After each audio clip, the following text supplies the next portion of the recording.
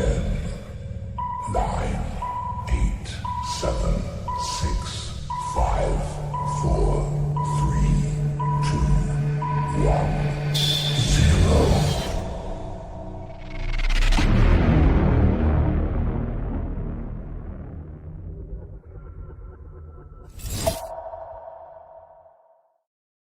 Hello, everybody. Welcome to a special E3 edition of the Level Unlock podcast, the E3 special. Today we will be going over the remainder of E3, day 2 and 3. Going over everything we didn't talk about on Sunday. Today will be strictly E3 information, so hopefully you enjoy. You will enjoy the special. You get all the information you want. And be prepared for an overload of news. Do we want to go through and introduce ourselves, or we want to kind of skip that? We can do it quick.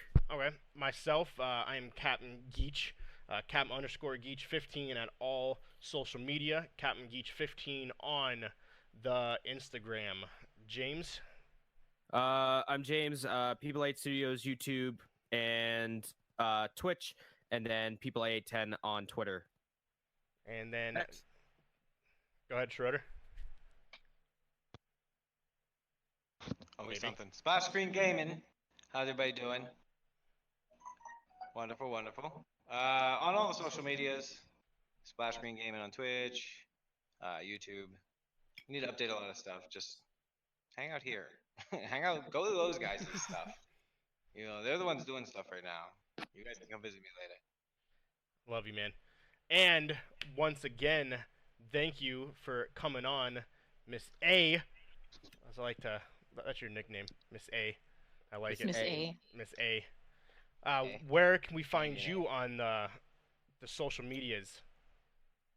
So it'll be Chisohma, CHISOHMA,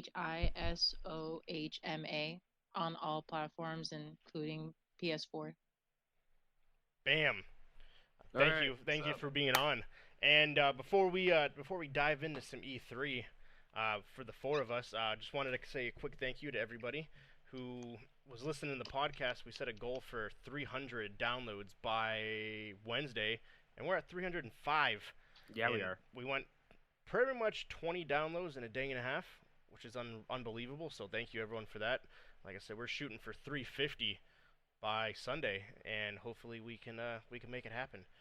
Anyways, let's dive into E3, starting off with probably the biggest company that was there, Microsoft. If you want to start, James, go ahead. Yeah, so the Microsoft one was probably the most grandiose.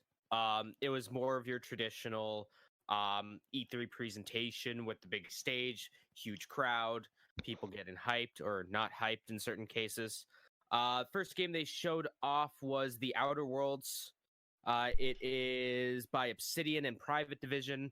Kind of a game they've been teasing a little bit here and there that we knew was coming out, but didn't really get much of an actual view of it. It's just another Obsidian RPG. Not a whole lot to talk about. It's coming out October 25th. Then they showed off the new Ninja Theory game, Bleeding Edge. It's going to be a third-person action / competitive multiplayer game, 4v4. It's their answer to Overwatch. It's gonna fail. And it's by Ninja Theory, who actually just recently joined Microsoft from last year. So they actually Ninja Theory actually has quite a few games. They've done a lot. And a lot of not good games. It's true. A lot of terrible games, actually. They're essentially considering Bleeding Edge a one-of-a-kind experience that combines third-person action with multiplayer online. You choose your fighter, you pick a team of supercharged renegades, so each one has like a specialized ability, which seems to be the thing nowadays. I consider that kind of like an Overwatch type concept, where you have a special. So I can name a lot of games that have that sound the exact same. I can name a ton of them. Yeah, but I think of Overwatch though more because that you have your alts and whatever you want to call them. I mean, there's just so many games that have that. Yeah, and it's not going to do anything new. June 27th will be the alpha, so if you're interested in it, go check it out. Next, they showed off Ori and the Will of the Wisp. That's the sequel to Ori and the Blind Forest, the critically acclaimed game from 3 years ago, something like that. Very pretty 2D side scroller. There's some pretty icky spiders in there. You guys ever played what's that game? Limbo? Yes, I love Limbo. It reminds me of a lot like Limbo. A more colorful Limbo. Yeah, It's like my jam. it's the notes that I have on it. It's funny. Where'd it go? You're Boy, do I have some real zingers for some of the notes. Hang on. I even have some notes as well. Just chime in whenever you feel appropriate, whenever it feels appropriate. But honestly, the Microsoft, I'm really not interested, sadly, because it's Xbox and I'm a PS4 player. So. That works. Oh, here it is. It's a game reminds me of Limbo. You're a creature that lights up. You run around a world trying to survive. It's essentially is the thing that I have it. Pretty much. Yeah, Really? I didn't see that. What's it called? Ori and the Will of the Wisps. Yeah, basically you're like a little, almost looks like not Shrek, but it's a Disney movie. Stitch from Lilo and Stitch. Yep, I It think almost Ooh. with a huge, has really big ears, and you're a little light character and jumps around. I don't That's know cute. if it still is, but this game was on like super sale on Fanatica the other day. Yeah. I hear And the this- original is fantastic. Yeah, I've heard there's this one, and then there's the one with the little Arctic girl and the white wolf thing. Oh, I know Ah, exactly what game you're It's very talking about. beautiful. It's a very pretty game. It said I know the, exactly the what It's all like original, hand-drawn stuff. the original Is it the Ori. one like you have to like throw paint, and then it's like spatial awareness? No, but that is a No. cool one too. That one's cool. I know which one you're talking about. See, I did a whole like year of just indie games, and There I you know go. what you're Yeah. talking about. This the original one. How was it? Ori? Is that how you say it? Yeah. ORI, Ori. The original one won 50 awards and was nominated a bunch of times for Game of the Year. It didn't win, but it won a ton of stuff. It was one of my biggest regrets of not picking up when I had an Xbox. So When I had an Xbox One. So I hopefully regret this one not will picking be that up. hopefully this one will be huge too. So it looks cool. Like those little indie type games, Microsoft is getting big into it. A lot of the kind of the studios are, but Microsoft has a bunch. Sorry. Okay. What do we got next, James? Ori and the Will of the Wisps is coming out on the Xbox One and PC February 11th. Yep. Then they showed off Minecraft Dungeons, which is a 3D isometric Minecraft style game. I Not wrote really, that on the actually. notes. Yeah, they showed that off at Nintendo, didn't they? Yeah, A they little showed they showed it off of there as well. Yeah. But dungeon Four-person crawler, co-op. Diablo-esque. Yeah. I have the notepad up. Sorry. So no, No, you're you're fine. Yeah, it's a 4-person co-op. That's exactly what kind of remind me of like a. It's local and like a- online. Like a Diablo type concept. Yeah. That's coming out in spring. Then they showed off a little bit new trailer for Star Wars The Fallen Order. They showed off a segment where you control a giant AT-AT. Yeah. That was pretty cool. Yeah. And then... Oh, go ahead. No, I was gonna say you jump into the machine and you take it over, which is kind of cool. Yeah, you guys, if you have anything that to add, because my notes are pretty like bullet point, done to keep my sanity. If you guys ever want to jump in, just cut me off. I don't care. So for those who didn't watch Microsoft's E3, they showed over 60 games, which is more games than any other company. But a lot of the games they didn't talk about. So it was just a lot None of the games they talked about, really. like 4 the big ones. But essentially it was just trailer.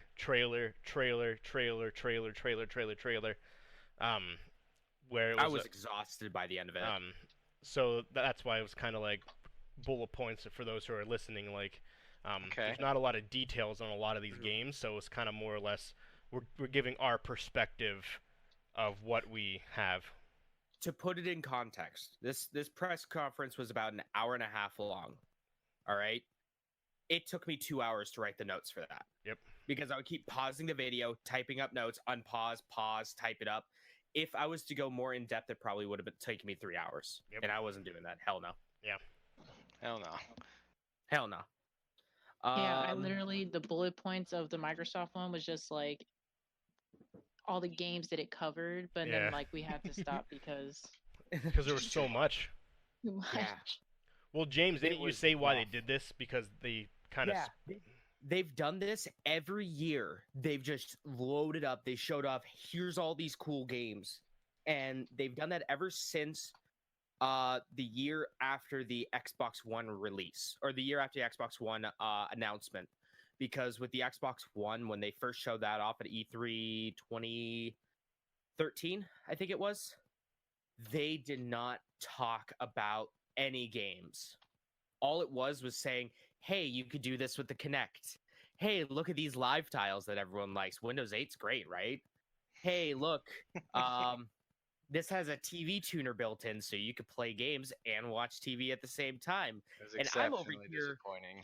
I'm over here screaming at Phil Spencer, saying, just show me some fucking games. No one cares. Yeah, they got a lot of negative feedback for that because they didn't. Because E3 is 4 games, and all they did was talk about their console, and how innovative it was and all that You stuff. say that shit for CES, Yeah. if you're there. So yeah, that's why they have these overloads now, which it's good, but at the same time it's a lot. But keep going, James. What else we got? Next game got me super duper fucking excited for half a millisecond. It's a game. It's a first-person game. You're running around the woods. Takes place in '96. You play as this character with his little doggo trying to investigate the disappearance of a girl. And for like a full millisecond, I was like, "Is this fucking Silent Hill? Are they making a new Silent Hill game?" And I thought genuinely in my heart. And then immediately after that, I'm like, "No, it's Konami. They're not going to do that." It's the Blair Witch. Yes, it is. The Blair Actually looked pretty scary. The Blair Witch. I was watching. I was like, this game looks like something I could probably get into, and I'm watching it, and it gets creepier and creepier, and then just straight. Or like, never mind. Abort. Never mind, I'm not getting this one. This is too much. I've read a review, hilarious. It was like, so Blair Witch has a game. I saw the trailer, and this is a bunch of nope. For how like scary it's gonna be, one that's gonna make you jump because essentially It is. you have a camera and like your body cam because you're a cop, and it basically ends with you like repeating, and it's creepy. If you've ever seen the movies, it's gonna be the same concept where Just creepy as shit. Yeah, with it's a gonna little make you jump. scare here and there. yeah, it's gonna make you jump. Yeah. 100%. Nope. I want to play Animal Crossing. Fuck that. We'll talk And about that Harvest later. Moon. No, we'll talk about that later. Well, I don't know about Harvest Moon. I didn't see anything on Harvest Moon, but Harvest Moon's great. Yes, it is. Yeah. That's coming out August 30th. I probably will pick it up and play it. It'll be I do interesting. I do like scaring or jumping like a little bitch. Well, I might be starting the Chatterbox back up, so if we do, it's probably going to be horror games and stuff, because I ain't playing that shit by myself. Hell no. Yeah, no, no. I love Resident Evil. I can backseat game, but no, Yep, I feel you there. can't do it. Cannot do. So, Next thing they showed off is probably, in my opinion, the biggest thing they showed off this year with Microsoft, and that was Cyberpunk 2077. Keanu Reeves, baby. Oh, fucking Keanu Reeves. He was so That's drunk the real during day. that. He was so drunk during that whole thing. If you guys haven't seen it, I would recommend anybody listening to go just watch his segment. At one point, he said that this is breathtaking game, and someone from the crowd yelled, "You're breathtaking!" And Keanu Reeves comes back, "You're breathtaking!" And then the crowd just starts As going he's, like, crazy. Struggling to be on one foot. Oh, it was hilarious. Keanu Reeves just made it. And the game, when it showed him in the game, it's identical Spitting to him. image. It's Spitting image. John Wick-esque, because obviously he still has his long hair and his beard. So, but that's kind of a cool game. It's by CD Projekt, so you know it's going to be quality. They're the guys that made the Witcher games. Yep. So they have 2 good games under their belts. that's super cool. Open world action adventure. It reminds me a lot of like Blade Runner Yeah. in the aesthetics. They took a lot of influence from Blade Runner. You can customize your character, cyberware, stuff he wears, his skill sets, his He's play got style. fucking arm blades. Yeah. and you explore a vast city where the choices you make shape the story and the whole world around you. So Mhm. that's kind of cool. Yeah. So here's just a few things from my notes, real quick. I put Keanu Reeves, and then right underneath it, that was when they revealed Keanu Reeves' face in the game. And then I go, he's fucking here at the stage. His mic sucks. Customize character. Make choices. Keanu Reeves seemed hype or as fuck or drunk as fuck. They also I feel like he's did one a that re- hates interviews, and so he like, finds them Oh, awkward. probably. So that's why he was kind of like, take the edge off, man. yeah. That's coming out April 16th, so we actually got a hard release date now, which is great. Oh, I forgot to mention for Minecraft Dungeons, I said the game looks like a Minecraft game with Minecraft stuff in it. That was my original notes for Minecraft Dungeons. I mean, you ain't wrong. You're not wrong at all. I forgot to mention that. The next game we have is Spiritfarer. You play as this little girl on like an island village, I guess. You go around, talk to these anthropomorphic animals. You become friends with them. Very cute 2D style game. Yep. You build your house and collect resources. You become friends with the townspeople. You have an adorable little cat. You explore around, and it's by the company Thunder Lotus, which made the game Rhyme. Yep. You can farm, mine, fish, harvest, cook, craft.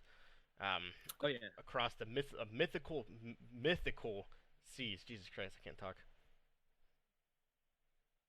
After that, they showed off something that I never thought I'd ever see. And that was Battletoads making a comeback. Fucking Battletoads is back, boys. What? I gotta see this. So it's going to be a 2D beat 'em up. I put the meme is real because that was a meme for a while. I think it was on GameStop's website. They posted on there like years and years ago Battletoads on the Xbox 360. So 4chan made it a thing to call up GameStops and be like, "Hey, do you have Battletoads for the 360?"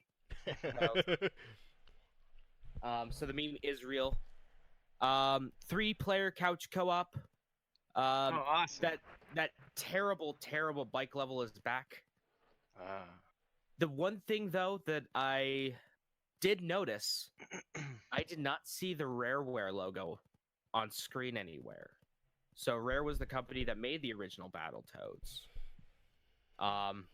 So that kind of makes me wonder. Microsoft's probably making it. Well, I mean, Rare's owned by Microsoft now. Yeah, they're probably making it Microsoft Studios, maybe. Cause I don't have a company either who made it. Yeah, because I mean, Rare hasn't put out the best stuff in the last bit. When I found it says Rare and Delilah Studios are bringing the beloved brawler, so maybe it is them. Maybe. Here's hoping. Next off, they showed a game called RPG Time: The Legend of Right. So, this is weird. This is the kind of games that I like because it's very weird. Pretty much what goes on in it is it's hard to explain. So it's an RPG where it takes place inside of a notebook or on dioramas. It looks like just doodling in like their 9th grade environmental science class. Yeah. You can use like pencils and stuff to like draw out like chests in the world, that kind of stuff. It looks pretty neat. There's some cool shooting gallery segments. That's coming out in 2020. So next, they showed off some stuff for their ID at Xbox stuff. I didn't get all of them. I didn't catch all of them, but here are some of the big ones. That Red game looks kind of fun, though, by the way. Yo, yeah. I'm looking at it. It reminds me of just being a little kid. It looks cool. Exactly. I like it. That looks really neat. It's like what I would do if I had any ability to draw. Yeah. You know what it really reminds me of? Remember when you were a kid and you'd get those books and you had to find all the shit in them? Yep. Oh, yeah. I Spy books or whatever? Yeah. It kind of has like, I don't know, it has that vibe to it. This is cool. That's fucking neat. It also reminds me of like, if you're at a restaurant, you get the kids menu and it's got all the stuff on it. Yo, This is I neat. used to borrow from my school library I Spy books, and some motherfucker just circled in where Oh, all they the used different to piss me off. Oh, They used to make I me so hated mad. that person That's with a burning rude. passion. Or you go to That's the some rude doctor's shit. office with I Spy and stuff like that, and someone always circled them at the doctor's office and shit. And it's like, can't even do it now. I'm glad I never came across that bullshit. I'd be Yeah. mad. Fucking sorry you Kyle. guys had to I bet go it was. through that. I bet it was Kyle. Probably. Fucking That's It's always really Karen. Kyle did. traumatizing. That's really traumatizing. Everybody knows it was Karen that did that shit. Kyle. But I'm down for that game. So some of the games they showed off was The Good Sharon. Life, which is by Swery. Yeah, Swery. That's pretty cool. Here it's absolutely phenomenal. That's been out on, I do believe, PC and Switch and PS4 for a hot minute. The So it's Good nice to Life? come on the Xbox. Yeah. I haven't played it yet. It's on my to-do list. Totally Accurate Battle Simulator is coming as well. That is just a goofy ass game. Lord of the Rings card game is coming, and all of them are going to be available on Xbox Game Pass. Sure is. Hmm. Do you want to bring up Xbox Game Pass really quick? Hey, that's what I have next. So let's Okay, go. Got it. So some of the things that are coming to Xbox Game Pass right now, I think they said now. Yeah. Right? Yep. Batman Arkham Knight, the new Metro Exodus, Hollow Knight, and Borderlands The Handsome Collection. Oh yeah, all available now on Hmm. Xbox. So some real bangers there. I hear Metro Exodus is really good and Hollow Knight is fantastic. And if you don't know, it's now available on PC. The Game Pass is. And they Oh, went really? into The Microsoft Pass? Yep. they went that's into neat. more detail too with that. Yes. So right now you can get into the open beta for it. Yep. Halo Reach from the Master Chief Collection is available right now. They're hoping by August they're going to have over 100 games available for PC. Arcs on that shit? Yeah, it is. Oh, that's the Microsoft version, though. I think. Yeah, that's the. Yeah. That's the one everybody doesn't like. But Game Pass for PC is going to be $9.99 a month. That's not bad. And they also announced something called Xbox Game Pass Ultimate. Sure is. So this is absolute steal. So you get Xbox Game Pass for consoles, Xbox Live Gold, and Xbox Game Pass for PC, all for $14.99 a month. Yep. That is an absolute steal if you own both an Xbox and a PC. Hell, even if you just own a PC, it is a steal. You can start now for just $1. Oh, look, that's cool. That's about like a trial for a little bit type thing. Yeah. 30-day trial, 30 days for free for $1. Oh, that's cool. So that's absolutely rad. But yeah, that's what they showed off with the Game Pass stuff. Yeah, I completely forgot about that game with the boats. Mm. Everybody's playing it for a little while. Sea of Thieves. Yeah, I'm watching like a commercial for it for the Battle Pass or for the Xbox Pass. It does look cool. There's a lot of cool games in here. Mm-hmm. Oh yeah, Yeah, no, they Sea of got some Thieves real is- good games on there. That's what one reason why I wanted to get it was because of Sea of Thieves. I wanted to play it. I haven't been able to. Well, hey, now you can. I know, right? Yeah. We get I don't have the space in my hard drive to play it. we though. get it for free as Best Buy employees, by the way. Yeah, we do.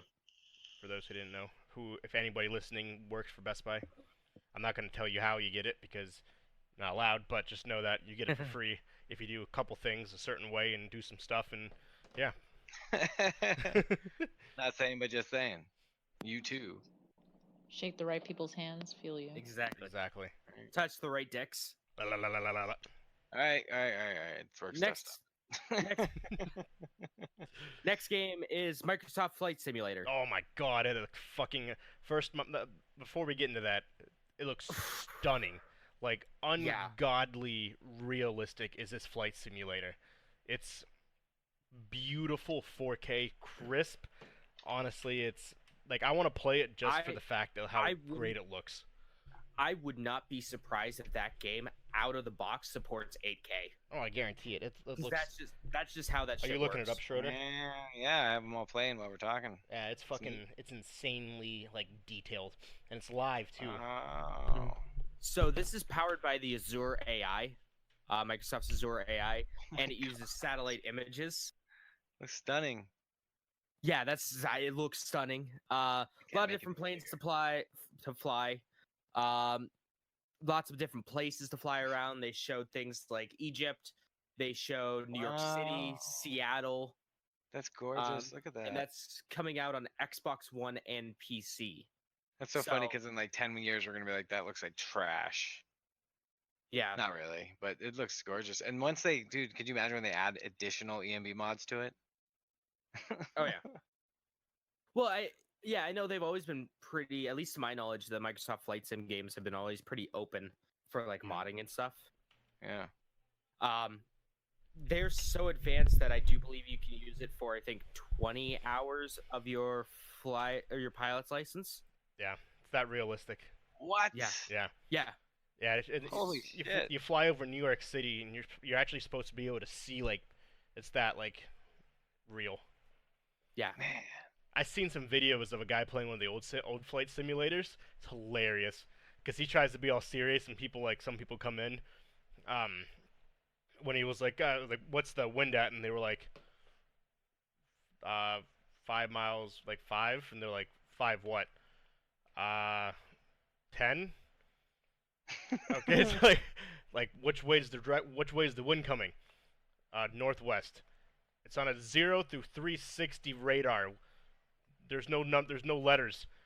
10 south southeast. I just said there's no goddamn. And then oh my god, I can't think of the dude's name, but he plays it. It's so funny. They're so in depth. Oh, they are. It's great. Definitely looks it. But yeah, I'll see if I can find the guy's name. But his things that he does with the flight simulator on YouTube, it's so funny. Well, while you're looking that up, we'll talk about the next game. Age of Empires 2 is getting a definitive remaster or definitive edition remaster. It didn't already? Yeah, this is a different one though. Okay. I had somebody come in today, and the only reason he had his computer was because it had Age of Empires 2 on it. Oh, Age of Empires 2 is great. Yeah, It's one of the best RTSs ever made. I introduced him to Steam, and we downloaded it right there. There you go. He was pleased. There He was you go. very happy. The guy's name is Air Force Proud 95. Okay. He is an ex-Air Force pilot who plays this. And Oh, nice. so he's like super serious, like talking to the tower, the control tower, everything like that. And when people come up and like they nosedive into the ground, I'm like, sir, I need you to pull up. Oh, he's gone. Anyways, who's next? He's an expert, is what you're saying. Yes. So, but it's funny though. It's people like, because you can do some stupid shit in that, and he just calls them out for it. But yeah, Air Force Proud 95 is what his name is. He's got 748 videos, and they're all on this flight simulator. There you go. That's shout out for you, man. Heck yeah, man. Make sure you subscribe to us now. You got 1 million followers, so help us out. Not saying, but just saying. Yeah, just saying. But yeah, Age of Empires 2 Definitive Edition is now in the glorious 4K resolution.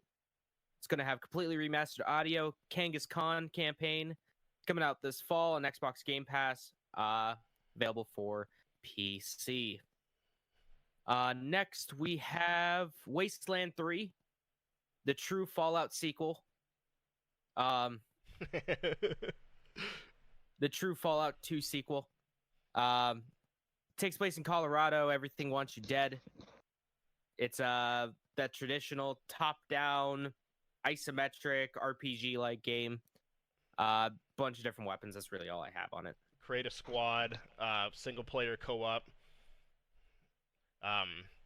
You can go guns a-blazing or try to smooth the situation over with peaceful negotiation.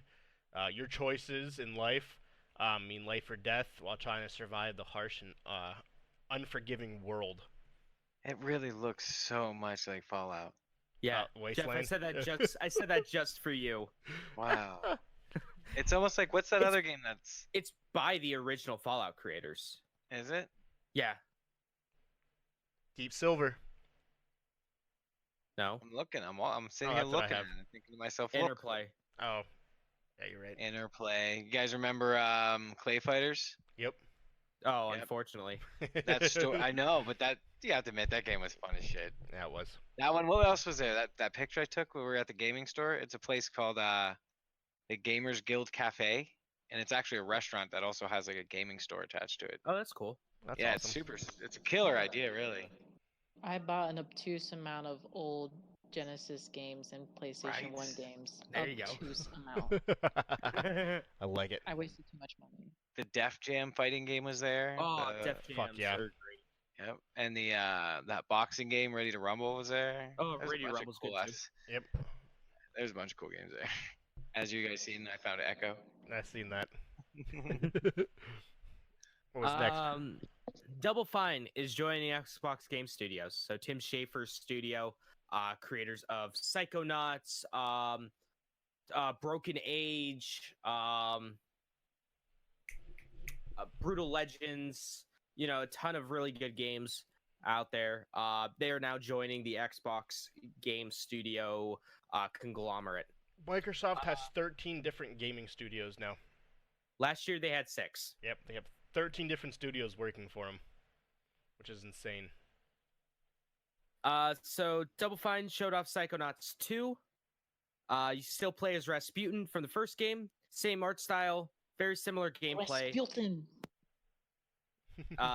Yeah, pretty much that's it. It looks like a sequel to Psychonauts. Nothing bad about that. There's nothing wrong with that. It's just, hey, more of the same. If it ain't broke, why fix it? Exactly. Then we have the second Star Wars game to show up at E3. Lego Star Wars: The Skywalker Saga. Every single Lego Star Wars game in one collection. All 9 of them. Which I And like. what I like is that they're not doing any of the speaking anymore, like in some of the later ones. Yeah. Which I think is a lot more funny. Yeah, it's just a. That's coming out next year. Got like Sims talk almost. But that'll be cool though. I like those games. I like the playing through all the different sagas, and it's pretty accurate to the movie too, which is kind of cool. Just in Lego They're form. fun games. Oh, they really They're are. fun games. They really are. Walker, you want to talk about the next game? Is it Borderlands? No, it's Dragon Ball. Oh, Dragon Ball Z Kakarot. Yeah. Yep. I'll take that. So, the next Since you're the Dragon Ball fan here. yeah. Dragon Ball Z Kakarot is an RPG game based off of Kakarot. You will fight, you'll fish, you can eat, you can train as playing as Goku. You explore basically the world, and you go through the adventure of Goku. You go through his story. I think of it as if you guys ever played what is it? The Path of Neo. Have you guys ever heard of that? Essentially, it's Oh God! the Matrix game where you're Neo. You start from, you go through the whole entire game as Neo. You play his whole entire thing. That's kind of like what I take this as. Sucked. So it is an open world concept. But realistically, kind of so were the other ones, where you played, you flew around the map as Goku. Well, there's only been like one other console RPG that was Dragon Ball, and that was Sagas. Yeah. Which, Though yesterday or the other day you literally said you're hoping the one game wasn't like that. Yeah, I know. You're like that would be weird. But So it's yeah, you get both now. You have both options. You can either Yeah. play with the custom. It wasn't that the consensus. The other one was like Yeah. you made your own custom Saiyan. well, no, this is that you don't That make was your also own for thing. the Switch as Not well. Not this Yeah, one. that- Right. That was Xenoverse. The other one. yeah. Yeah, the Xenoverse you make your Yeah. own, and then this one you learn. Yeah, but RPG Xenoverse isn't story. good. Oh. That one isn't good either. Yeah, 'cause they have- I cannot wait It for was this game to okay. suck. And Xenoverse 1 and 2 weren't bad. I like you can customize your own character and get different skill sets. Yeah, this one you're strictly Goku. Yeah. I don't really know how it's I guess yeah, an RPG you're role playing as Goku, but You're probably leveling up. I'm assuming You probably because do attacks and you level up. you start super weak and then you gradually become like in the trailer he becomes a Super Saiyan for the first time like in the actual thing. I'm more interested to see where this So goes do in the you story. also make babies as well with Chi-Chi? Probably. You always already That's all I you're had the to best ask. dad. I just Um, watched an epic. I'm watching the E3 piece on the Dragon Ball, and it's the Frieza scene. Yeah. Yeah, So it it's looks pretty sick. It ended at the Frieza scene, the Frieza saga. it has to be. So, I'm assuming up to Boo. I don't know if they would include because it's Dragon Ball. It's Dragon Ball Z. Would that include Super? no, I don't know. no fucking. I don't love. believe so, to be honest. Z has its own IP. Yeah. No love. Absolutely no love for Dragon Ball. Well- Not a single bit of love. You can't go back that far. I think Yeah, that's you too. can. I guess you could. Like, do you start out? I guess you could start out as Goku You as a can baby. Goku, dude. Yeah, I guess you can start as little kid Goku and then grow up. That would be a long Or- fucking game. Or, That'd be like Dragon Ball / Dragon Ball Z. Yeah. or hell, Or just call it have it start Kakarot, I off- guess. have it start off at the World Martial Arts tournament where he fights Piccolo Jr. Yeah, and then You kind of go from Start there. at that, like right at the end of Dragon Ball into Dragon Ball Z. So it doesn't. So they added elements to it where you can you can either fight. I'm assuming you can train to get stronger. You can go spar with people because Probably. it allows you to fish. You have to eat for your energy, and then you train. So, but yeah, it'll be interesting to see exactly how it plays out because it's a if you do the story, it's a extremely linear. It can be very linear. You only can follow really one path, and that's the path that Yeah. the show came on. You really The can't path make, at Kakarot. you really can't make up your own story. So that's like the concept I wasn't happy about, like the path of Neo, where you literally had to follow his timeline, and you can't veer Well- from it. You can't pick your Well, own. well, thing. the path of Neo was a completely different thing. Well, yeah, but Like, it still followed his Path of Neo story. Path of Neo was the sequel to the Matrix movies, Well, it still followed or his something whole. stupid like that. Well, it still followed the path, his whole entire path. So, but yeah, it'll be interesting. I'm excited. I'll get it just because I like Dragon Ball Z. For those who don't know. I have it pre-ordered already on Amazon. Bam! Look at that bad boy. Got Shenron on my boobie. So you pretty much have all the coolest things on your body. Got it. No wonder Jeff talks about you so much. We have a special I bond. just envy your body. And Ah, your power level is so high. It's over 9,000. 9,000. Power level Oh, over man. is with his brain. It's a powerful brain. I saw someone at work had that shirt. I was like, oh boy. I This had shirt a. that says over 9,000. I'll get you It extra was clothes a in a little muscle bit. shirt. Grace and Mommy We had your saw- clothes. We went Pokemon hunting the other day, and guess what we saw? Yeah, she has them. We saw an Onyx whose power level was over 9,000. That's awesome. Yeah. Legitly. I have over a- 9,000. We I couldn't have- kill it. I have an over It's 9,000 shirt, but unfortunately I bought it when I was working out. Killed it So like it doesn't 30 fit times. anymore. So it doesn't fit 'cause it's a medium, and I don't fit in a medium. I'm so mad. But that's my take on the new Dragon Ball. yep. That's coming out in early 2020. I can't wait for it to suck. Yay! Not really. Next game they showed was something very interesting. It's called 12 Minutes. Yes, that game looks So really good. it's quote an interactive thriller about a man in a time loop. Yes. So that's pretty interesting. So basically it starts off with it's like top down. This dude and his wife are just talking. She gets him a present and he knows immediately what it is and why she's giving him the present and all this kind of stuff.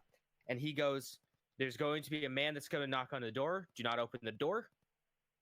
And I need you to know if you killed your father. I need to know if you killed your father or not. What happened? And then And she's like, I don't understand what you're talking about. and then the guy knocks on the door. He breaks in and basically kills him. The guy punches the main character, and the game starts over. And the game's on the ground. And the woman walks in. Oh, honey, you're home. What are you on the ground for? Lifts him up. You okay? They go sit down at the table. She hands him the present. And Yeah. essentially, this scene just loops over and over and over again with different scenarios until the very last scenario where he killed. His wife is laying dead on the bathroom floor, and he's on his knees crying. It's like Groundhog Day, only more depressing. Yes. It's a real life interactive thriller where you need to use your knowledge of what happened previously to change the outcome and break the time loop in less than 12 minutes. Dude, I fucking love that stuff, man. That stuff. Oh, I love stuff like this. Well, it's kind of like Yeah, that that definitely game looks from cool. yesterday. What is that? That kind of like the spy versus spy game we were talking about yesterday.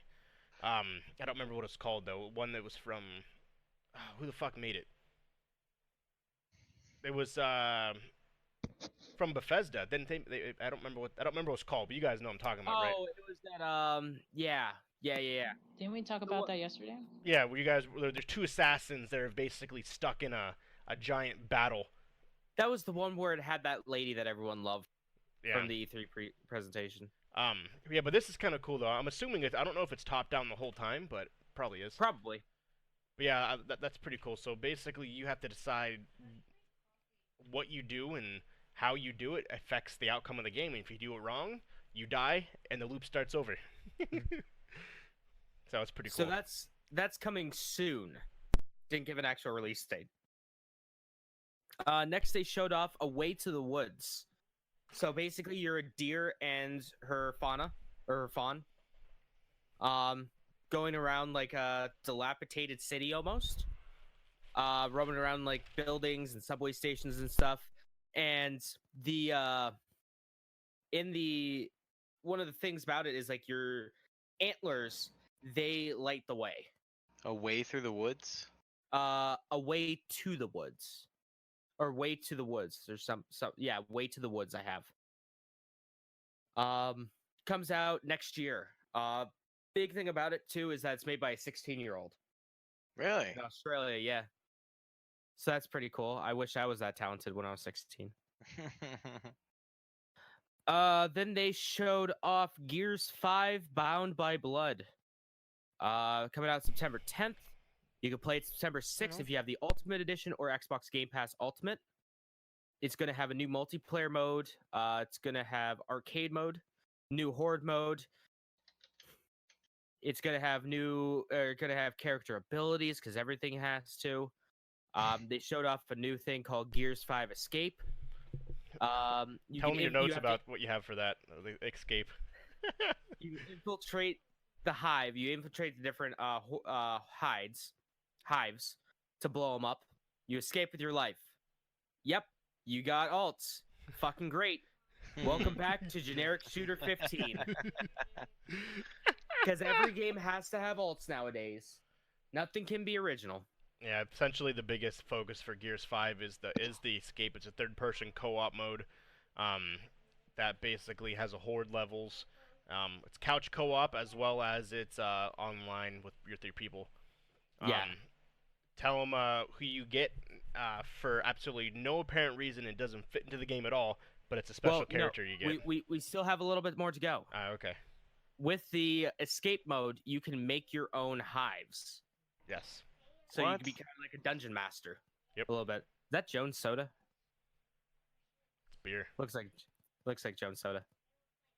Fantastic. So if you pre-order Gears 5, or if you play it in the first week, you get to play as the Terminator. Absolutely has For real? Yeah. He has nothing to do with the game, but you get him. It's to promote the movie. Yep. Basically, it's a collaboration that they did to promote the film Terminator Dark Fate. That's cool. The Let's see. Terminator's real, man. That's what I have to say. It will happen exactly how the last movie ended. Exactly. We are living in fuck, what was the big bad company? To be connected to everything. Like, like the internet's gonna connect us all, and then like everything's gonna be connected, and then that's when real shit happens. Yeah. What was the company that made the Terminators? That was Not Disney. no, the big bad corp. It's not in the Boston Terminator. Dynamics. No, that's a different show, isn't it? Boston Dynamics is an actual place, an actual Yeah. company. Shit, what was the name? Why am I?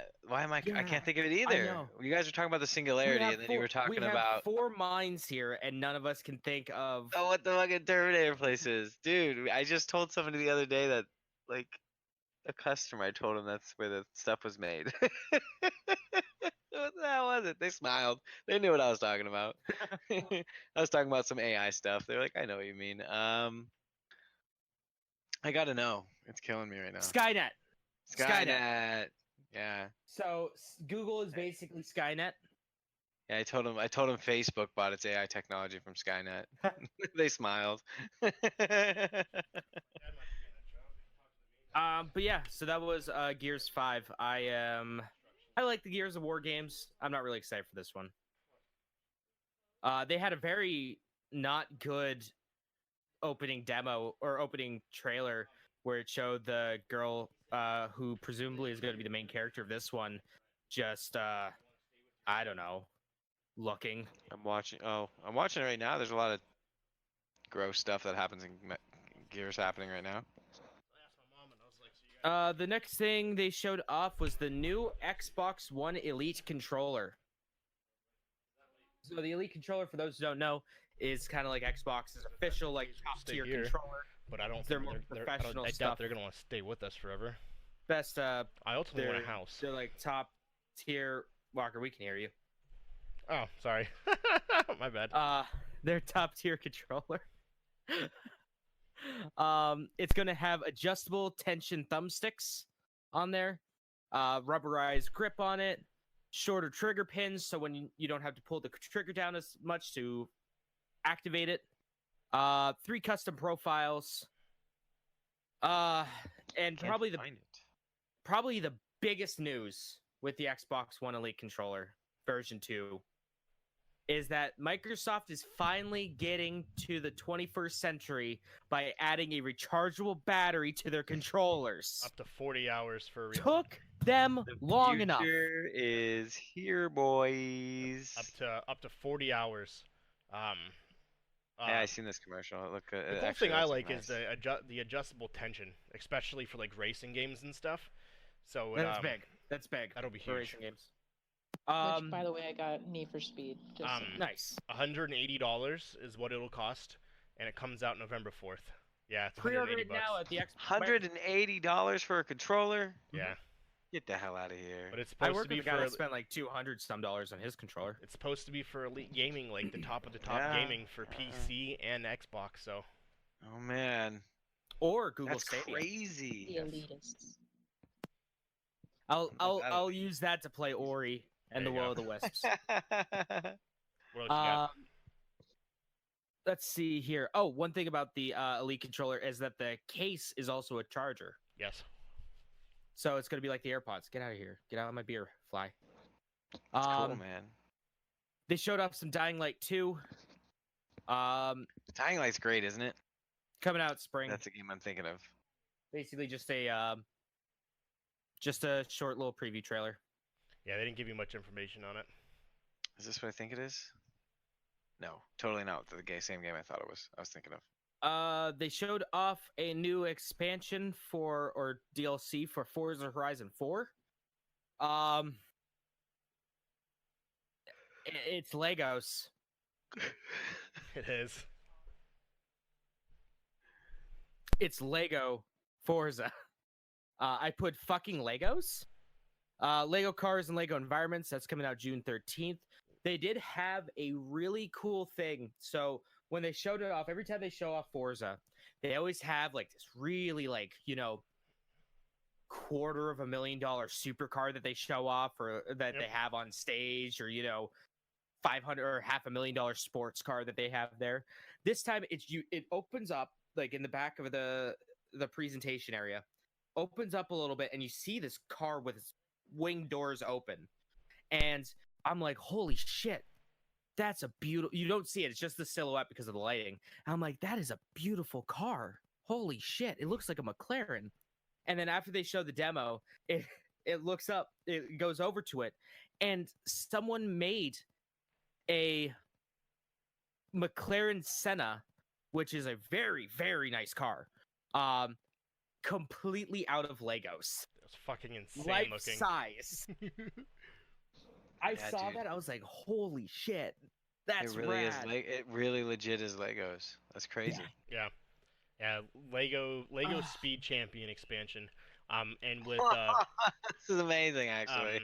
Xbox Game Pass, you get 10% off Huh. if you buy it. The tidbits.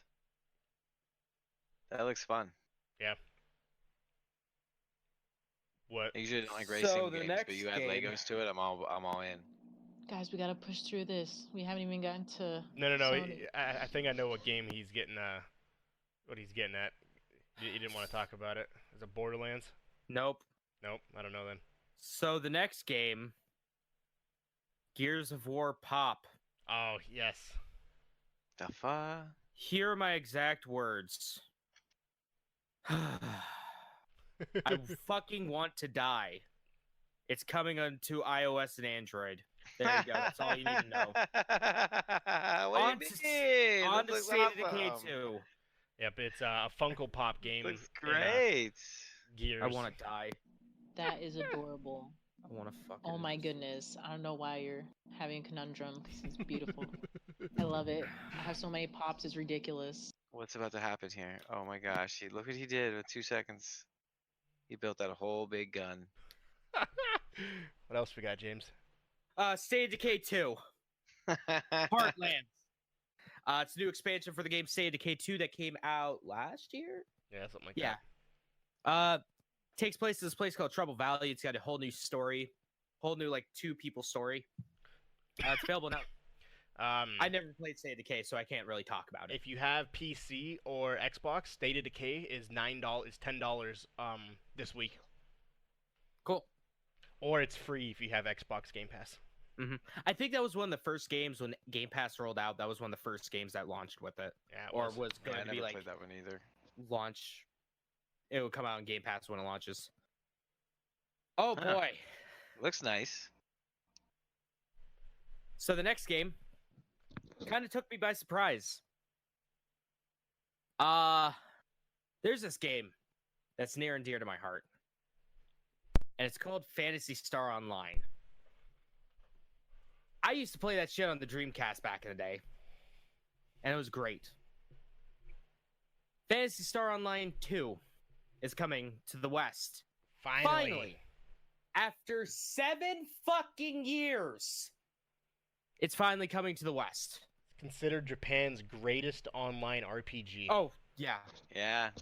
From what I hear, it's fantastic. There's a lot of remakes this year, guys, so. I'm excited. I wouldn't even consider this a remake. This is just coming over. Yeah. This is just coming over here. They didn't change nothing with it. Nope. Except they're releasing it on Xbox as well. They're actually making it legal to play over here so you don't get banned. Yeah. So there have been people that have been importing copies of this game from Japan, popping it into their English PS2 or PS4s, and they were getting banned Yep. from it because they're dirty Americans playing our pure Japanese game. Are you serious? Yep. Oh yeah, no, Sega was a dick about that. Well, that's why they don't have a console anymore. They just got the movie I that got don't think delayed. That's the only reason. That's bad karma at its finest right there. You know what? Sonic was kind of a disaster at the moment, but they redid it, so. Yeah, I we'll see mean, what happens. I like Sonic Infinite or whatever the latest one was. No, the movie. The movie that's Oh, coming the new out. one. Yeah. Oh Sonic. yeah, that was terrible. I can't. That design was terrible. It's gonna have crossplay. Yep. With PS4 owners. It's gonna be free to play. It's coming out spring 2020, and I can't wait for no one to buy this on Xbox. I can't wait for this to sell 0 units. I've had some interesting discussions with friends about this game because they kind of spoiled it for me. They were like, "Yeah, it's only coming out for Xbox and PC." I'm like, "No, it's not."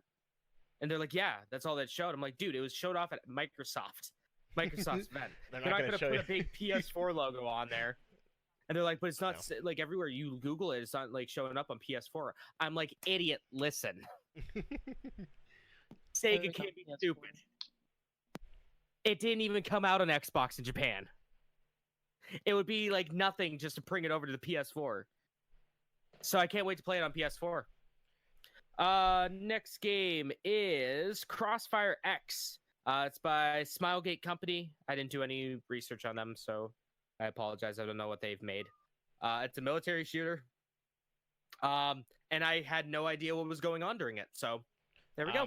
So what I have on it, it's a free-to-play first-person shooter, and it's actually one of the most played PC games in the world, with 650 million players year to date. That's crazy as hell, bro. It's coming to console for the first time in 2020. All new content for consoles. So yeah, that's gonna be pretty big. It's gonna have a battle royal, a competitive multiplayer, and unique content for people who have Game Pass. Nice. That's pretty neat, man. Yeah. I'm watching a preview of it now. It looks kind of. I mean, it looks pretty trippy. Yeah, it's interesting. So it's. I didn't expect it to you're have like that hired much. guns from what I saw on there. Yeah. Kind of like just lots of action. Yeah. Mercenaries, lots of action, that type of thing. GG. All right. Next game. Tales of Arise was shown off. The new Tales of game. By Bandai Namco, traditional action RPG like all the Tales games. I go, new fucking Tales game? Hell yeah, my dude. That's coming out in 2020. I love me my Tales games. Tales of Arise? Yep, Tales of Arise. Nothing comes up with Harry Potter shit. All right, I'm not gonna find anything on that one. So, Walker, I'm going to have you take this one over. This is the one that you've been waiting for. But I want to just Borderlands 3. But I just want to tell you guys what I wrote down for my notes for this segment. Fucking hilarious. I put Borderlands 3, and then underneath it, it's just Borderlands. I'll have Walker talk about this because I really don't care. Loot gun? Fuck you, Randy Pitchford. New Borderlands 2 DLC, because why not? Please give me a break, Microsoft. Please, I can't keep doing this. Please talk about a fucking game for once. Don't just keep showing me games over and over, one after another. I can't handle it anymore, my dudes. All right, Walker, go. So this was the breaking point for me. This is where Microsoft broke me. Where I kind of just was like, I'm just here now. I'm in too deep. It'll be all right. Get through us together. So yeah, Man, Borderlands. I need someone to hold my hand during the rest of this, just to help me get through it. So Borderlands 3 for some reason was shown off at Microsoft's thing, even though they had their own announcement, but it is what it is. They showed another trailer that actually had the characters' names in it. We kind of talked about it, so I won't really go in too deep. So the characters, Moe's Gunner, she's got an exo-type suit that looks like an Overwatch. I'm trying to think of May, is it? The one that she kind of has that giant pink suit, and when you beat her, she gets kicked out of the suit. Oh, you're talking about Diva. Diva, yeah. It almost looks exactly like that. So your character... Oh yeah, I'm looking at footage of it right now. Your character jumps in this giant exo suit, starts going ham. The Beastmaster, he summons monsters. These are the 4 main characters that you can play as. He summons monsters using magic. Zane, the operative, he kind of looks like an illusionist that is used to attack and do different kind of cool little things. The Siren, basically she gets pissed, she launches whatever special she has, and she basically floats in the air and gets 6 arms. That happens to me every once in a while. I know, right? It has been... I don't remember any of this, by the way. No, I watched that entire thing. I don't remember anything that you said. Oh, really? Oh, well. There will be... It's been confirmed that there will be 1 billion different variations of guns, armor, and different costumes to pick from. It's pretty crazy. Yeah, there's going to be a lot. And the main characters, the main enemies are called Children of the Vault. They basically are trying to get everyone to be, like, bad, but you four are rebels and going against the grain and kicking ass and beating up the children of the vault. So I see. you can play solo, or you can play 4 people online and play with your friends. What about split screen? Split screen That's is gonna come up. yes, split screen is a thing. They Nice. did bring back split screen. And I have one more thing. Let me pull up Yeah, you do that because I forgot to tweet out that we're streaming. my pictures here. 1 second. Okay. Yeah, one of the biggest things. Um, to start, within the first little bit, in the first like half, like probably 30 minutes, they said that you can find 17 million different variations of guns. That's crazy. That's so many guns. Why would you even need that many variations? Because a lot of them are the same exact gun at a different level. So there's different levels of the same exact gun. That shouldn't count. That should not count. That's what they're counting. Like that's what they're. It's 99%. So Like half of it, like more than half, it's the same gun, just different levels. Like level 1, level 2, and so that's what they're counting the 1 billion guns as. Which is stupid. But that's what they want to count it. That's what they can count it. Well, that's what they've done the last few ones where they're Yeah. just like, oh, it's got 1 quadrillion guns. But it's on fucking and the gunner, Mose the gunner, her exosuit is known as Iron Bear. The Siren summons what's called the Eternal Fists. That's how she has 6 hands. The Beastmaker summons his loyal beast to help him battle.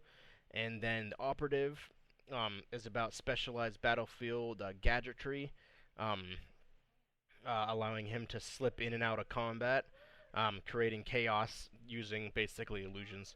And So it's basically like a rogue class. yeah, pretty much.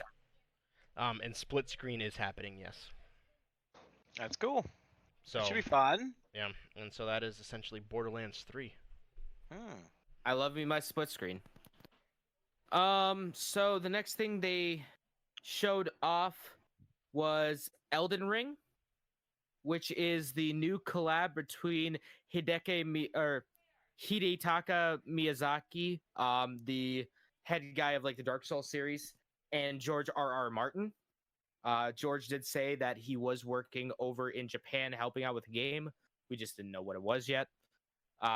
But it looks like it's going to be another FromSoft like RPG with like Western influence. Looks more, I would say like not like medieval, but like I would say more of like Knights of the Round-ish, more high fantasy elements to it, as opposed to like kind of that more grounded in reality, but with high fantasy elements that Dark Souls had. I just can't wait for everyone to get pissed off at that ending too, kind of like they did with Game of Thrones. Then they talked about the xCloud, which is their streaming service. The cool thing is that you can turn your own Xbox One into a data center or a data server. Yes.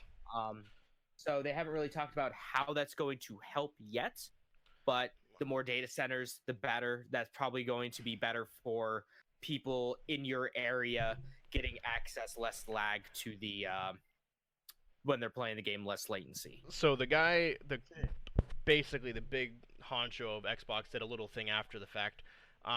He said basically part of the xCloud is going to launch in October, and that is the console streaming. It basically it gives you the ability to stream games from your Xbox to your phone or whatever, like different tablets, and essentially it has a lot of similarities to the PlayStation's Remote Play, where basically it takes what your whatever's on your Xbox and puts it on your phone.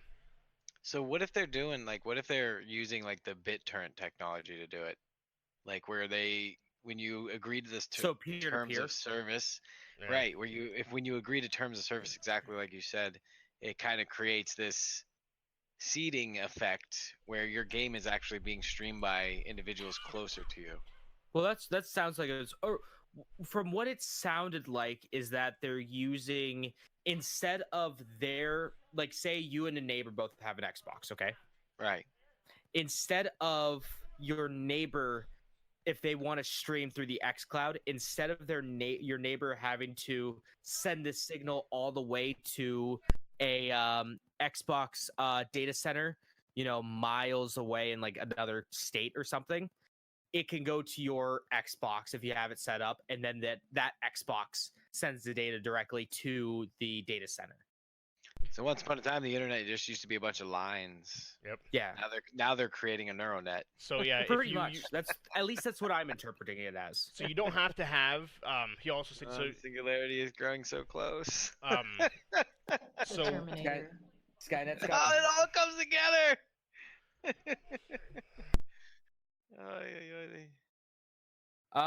then final. Well, Hold on, I wouldn't say final. Oh no, I still got some about the xCloud. Sorry. Oh, okay. I didn't know. Sorry. So with the xCloud, so you have the option, like I said, to play using your own Xbox as the xCloud server. It doesn't cost you anything. It's completely free. Or Microsoft, at Microsoft's headquarters, they actually are going to have their own Xboxes that you can utilize and play off as well. That is more going towards the actual xCloud, what they're going for, and so it'll be interesting to see. It's like I said, it's not fully launched, so there's going to be more down the road. A lot more options next year. It's kind of like what Stadia is doing, where Stadia is only launching part of it this year and the other part next year. So Microsoft, like I said, you'll be able to use your own as the server, or you can use Microsoft's Xboxes as the server, but that is the paid part of it. So we'll find out more when it comes to launch. So that's cool, as well as you can stream any game on the the Xbox Game Pass. So you pay for the Xbox Game Pass, you can play any of their 3,500 games that they say they have available on it, and stream it to your phone or your tablet. So kind of like what PlayStation Now does, but with computers or PlayStations. Exactly. Essentially, where you stream it instead download it. Yep. But you also have the option to download it. Yeah. Plus, Bethesda threw out that whole Orion thing. Yeah. A lot of these companies are Trying to figure it out. having their own little subscription type base thing. So we'll see what happens. We'll be getting into that in a minute. Yep. They talked about the new Xbox. They said that they're focusing on gaming this time and not all the gimmicky stuff that no one uses. Yep. It's going to have faster load times. It's going to have more detail. Custom AMD processors, 4 times more powerful than the Xbone X. Oh, go ahead. I was gonna say, yeah, they're trying to eliminate loading times completely. Where they don't want to have any loading times, like you're going down an elevator, and while you're waiting in the elevator, the rest of the game is generating behind it.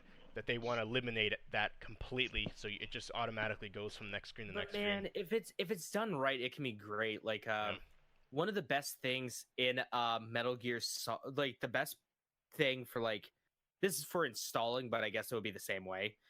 Metal Gear Solid 4: Guns of the Patriots on PS3. When you first pop that into your system and you install it, it was one of the first games that you actually had to install into your system because how big it was. It's had the whole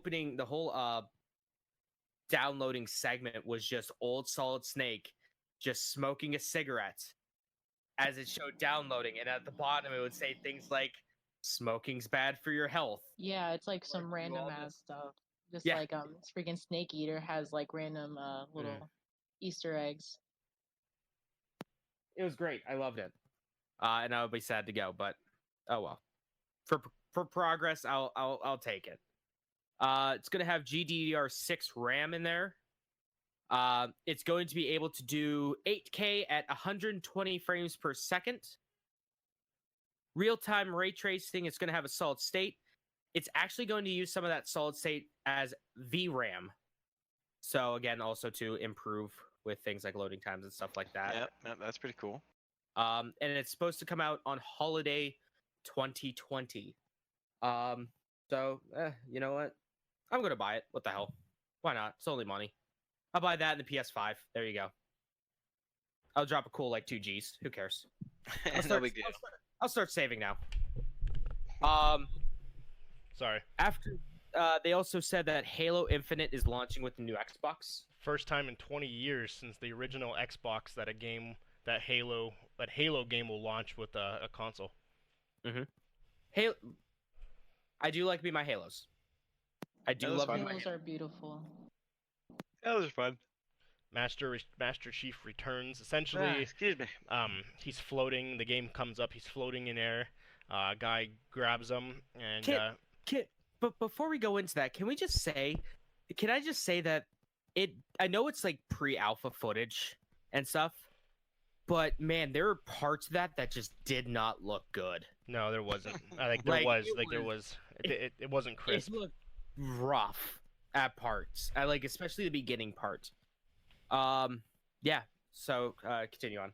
I just want to point that out. No, it wasn't crisp.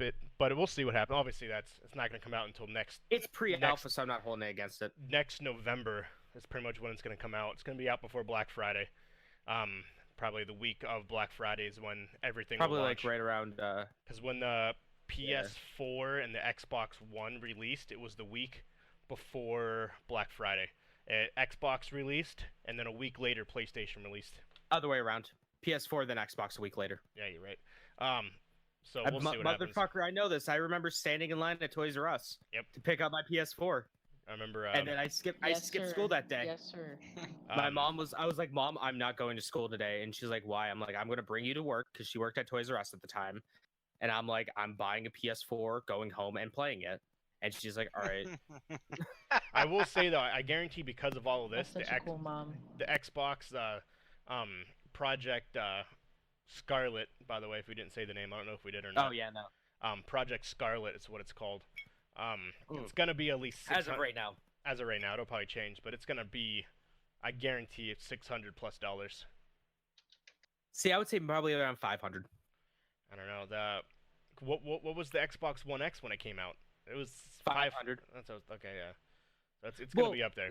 You also got to think, like, when the PS3 came out, that was like $700. Well, it was like $600 if you were in Europe. It was like $800. And that didn't sell at all. That's the whole reason why the Xbox 360 won that console generation, is because the PS3 was so damn expensive. Yep. I don't think. Also, it was like they weren't supposed to really release it. The reason why they released it was because Xbox. Yep. They fell behind, so they rushed it. Yeah. So lots of bugs. I can't see them. I can't see it being that expensive. But who knows? We'll see. I know consoles make negative money. I know with like the PS4, when that came out at like $500 or $400, Sony was losing like $200 per system. Microsoft said it's not the game nowadays isn't how many consoles you sell; it's what you sell to go with it. Exactly. So, and that's how it's always been. Systems have always been a net loss for a company. Look at Prentice, for crying out loud. Yeah. Do you got anything more on Microsoft? I don't. I go. Let's see. It was cool how how it went from like cutscene and then immediately right to gameplay, like with no completely seamless. Didn't like lose any quality or anything. That was pretty cool. That's coming out holiday. And they by far had the largest stage and conference out of anybody. It was huge. Oh yeah, it was huge. Let's see here. Next, let's go to Devolver. I have literally. Oh, you want to go to Devolver? Yeah, just because it was so short. Okay. So let me scroll down a little bit. So here, I'm not even going to talk about Devolver. Like, legit. Because you just need to watch it yourself. Yeah. And we can't do it justice. For those who don't know what Devolver is, they make indie games. They and publish them. Yeah, they specialize in indie games. They make their own games. it's pretty like mature games is pretty much what it is. Mhm. Nintendo NES style games is kind of like what they make. Um, like They're the indie darlings. 2D type games. It was that's basically what they specialize in. It was very funny, very gory, a lot of blood, a lot of guts.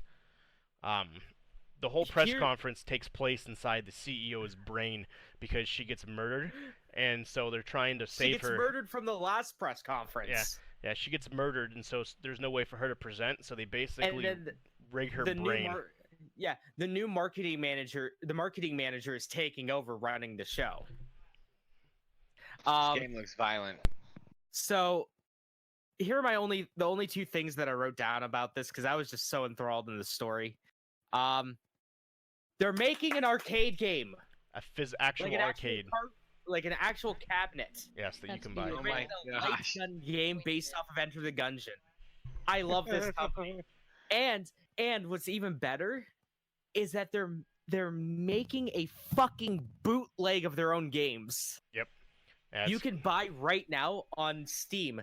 It's called like the Devolver Digital 8-in-1 No, pack. if you go to devolverbootleg.com, it takes you to devolverbootleg.com. It takes you to Steam, which they make fun of because they make fun of Steam, and essentially allows you to download and play their games. It downloads a Yeah. launcher that lets you play their games. No, it's bootleg versions of their games. It's Yeah. not the actual games. They're Chinese bootleg versions. Yeah, it's funny. So here, I'm just gonna pull this up real quick. While we do this. So Devolver bootleg. yeah, they're So okay, let me oh, I can save 1% on it Um, on Steam. they don't make any games for Xbox. So here are the games that are coming 1%. out. Devolver Bootleg contains 8 original ripoffs of Devolver Digital games. It's $5. Yep. Okay, so you have games like Enter the Gungeon. Well, no.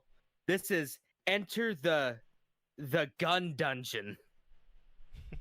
You have games like Hotline Miami. Nuh-uh. This is Hotline Milwaukee. You have Ape Out Jr. You have games like Shooty Boots, Super Absolver Mini Turbo Fighting Championship, Castlevania, Love it. and Pretty great. Piku Biku Ball Stars. But yeah, it's And Luftrausers. but yeah, the games they make, they're kind of cool, but they do remind me of like the very like cartoony like NES games that you used to play, Schroeder, you used to stream, things like that. Like that's exactly what they make. Okay. Well, Like, yeah, I played it's- Hotline Miami it's and a couple all- other ones, man. It's all 2D ish. Yeah, but have you played Hotline Milwaukee? No, I've never played that one. Oh, that Hotline game's in the Milwaukee. style of an Atari 2600 game.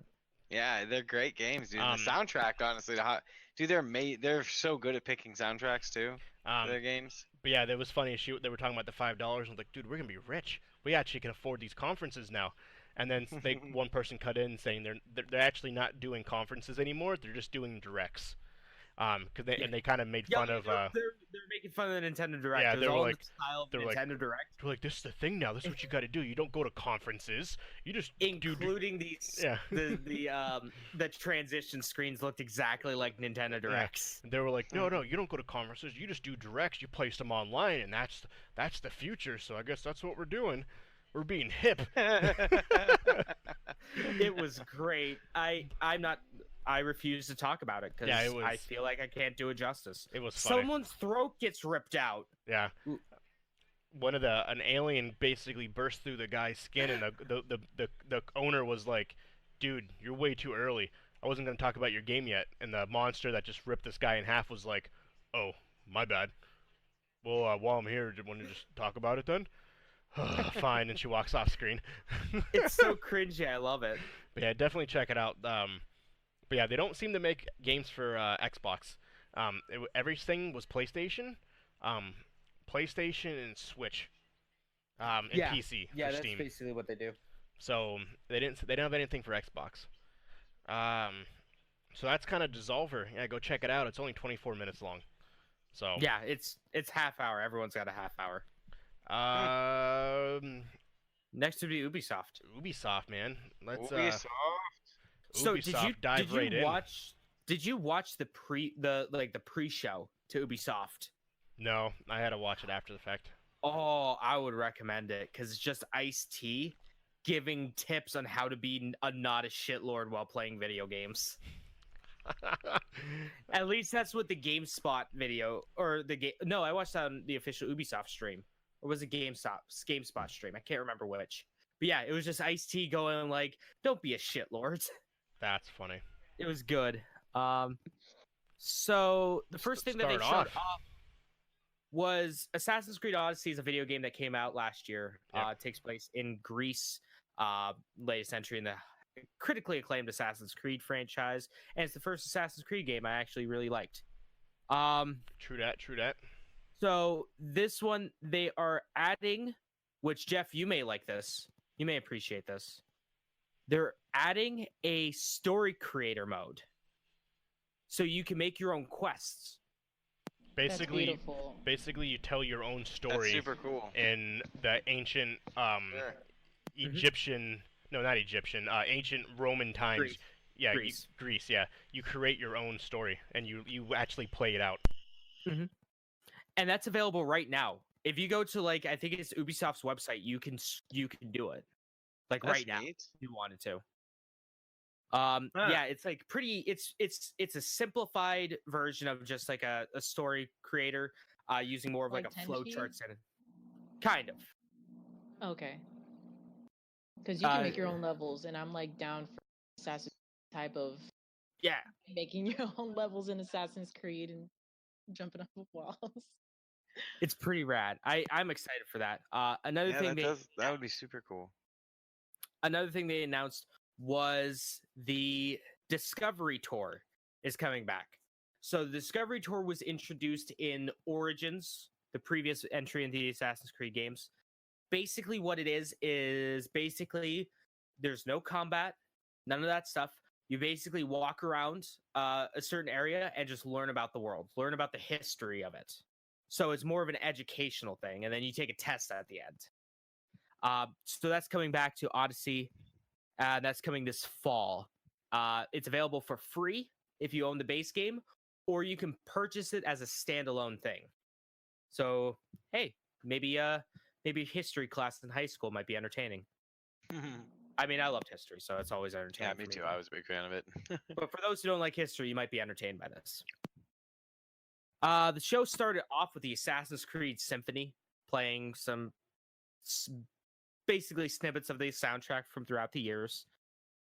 They're going on a world tour, the Assassin's Creed Symphony. That's pretty cool. The only place in the U.S. is San Francisco. Then they immediately just got... I know, right? And then they immediately just jumped right into it. You know, they just jumped right into it, as Philip DeFranco says. Watch Dogs Legions. Yeah. The latest entry in the Watch Dog franchise. Boy, how does this look good. So it takes place in a futuristic London, as opposed to the first two Watch Dogs, which are more set in present time, and also in the US. This one takes place in London in the future. Shit's fucked. Government's taking control. It's basically Jet Set Radio minus. Kind of. Yeah, actually, legit, kind of like Jekyll on Radio, but without the rollerblading, the sick soundtrack. Where we at? That guy with the giant gun. Watch Dogs. Okay. The police officer with the giant revolver. Yeah. No, but who's chasing kids and trying to shoot them for graffitiing. I honestly, this game looks absolutely amazing. Mm-hmm. Yeah, but that's what they said about the first one too. How much have you talked about this so far? That's what I said about we just started. That's what I said about the first one, and then I got heartbroken. But you know what? I'm optimistic. After how much I liked Watch Dogs 2, I'm optimistic about Watch Dogs 3. Or Watch Dogs Legion 2 was really good. That was I'm gonna sit down for a couple hours. Yeah, you gotta put some work into it, and you love every minute of it. It is third hacking person, shit. but it's gonna be. I think it's gonna be sick. What do you mean? At least it's even though it's third person. A lot of people don't like Oculus third person games. myself. Third Really? person, yeah. Some Really? people do. I don't know. Nevertheless, say what you have to say about it, James, and I'll say what I have for it. You can recruit anyone in the world. So before you just played as your one character, either Aiden Pierce or I forget his name. It's been a hot minute since I played Watch Dogs 2. I forget the main character. But yeah, you go run around and then you just do missions. That's what the original one was like. Now you make your own team. So pretty much you start as a character, you can walk around, do a quest for another character, and recruit them to join your team. Each character in this world, each NPC in the world has their own individual stats, their own individual like storylines, and all this other kind of stuff. And they're all fully voice acted. And you could just go up to them, help them out, do their thing that they need you to do, and recruit them onto your team, and then swap over to them. So you have people that are like, they showed off this one chick that was like a ex MMA fighter, so she was really good at hand-to-hand combat. Another guy was a drones expert, so he's really good at like dealing with drone stuff because drones are big in this game. There is a granny who is an ex-assassin. You could have an entire team of just like 70-year-old ladies. Yeah, that's phenomenal. Beautiful. Nanageddon is upon us. Yes, I'm immediately like all in right now. I am all in on this. I'm Yeah, looking at the Nana right now, man. It's insane. You can steal cars, beat up bad guys. You can turn invisible.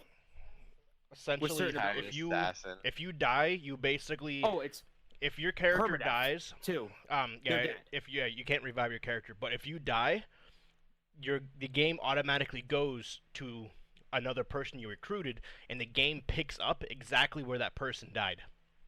Well, no, it picks up where that character is in the world. Yeah, but and you then, still continue yeah. the mission. You still continue the mission that the other person had started. So in the trailer, you are playing as a guy. You're trying to recruit this guy to basically take out these drones, and he dies. So the game switches over to this girl and says, "Hey, blah blah blah. Unfortunately, he's passed away.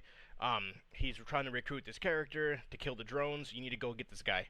Okay, cool. And then you go off on this girl, and you continue his mission. That's absolutely incredible. It's basically the people versus the government. You're part of what's called the resistance.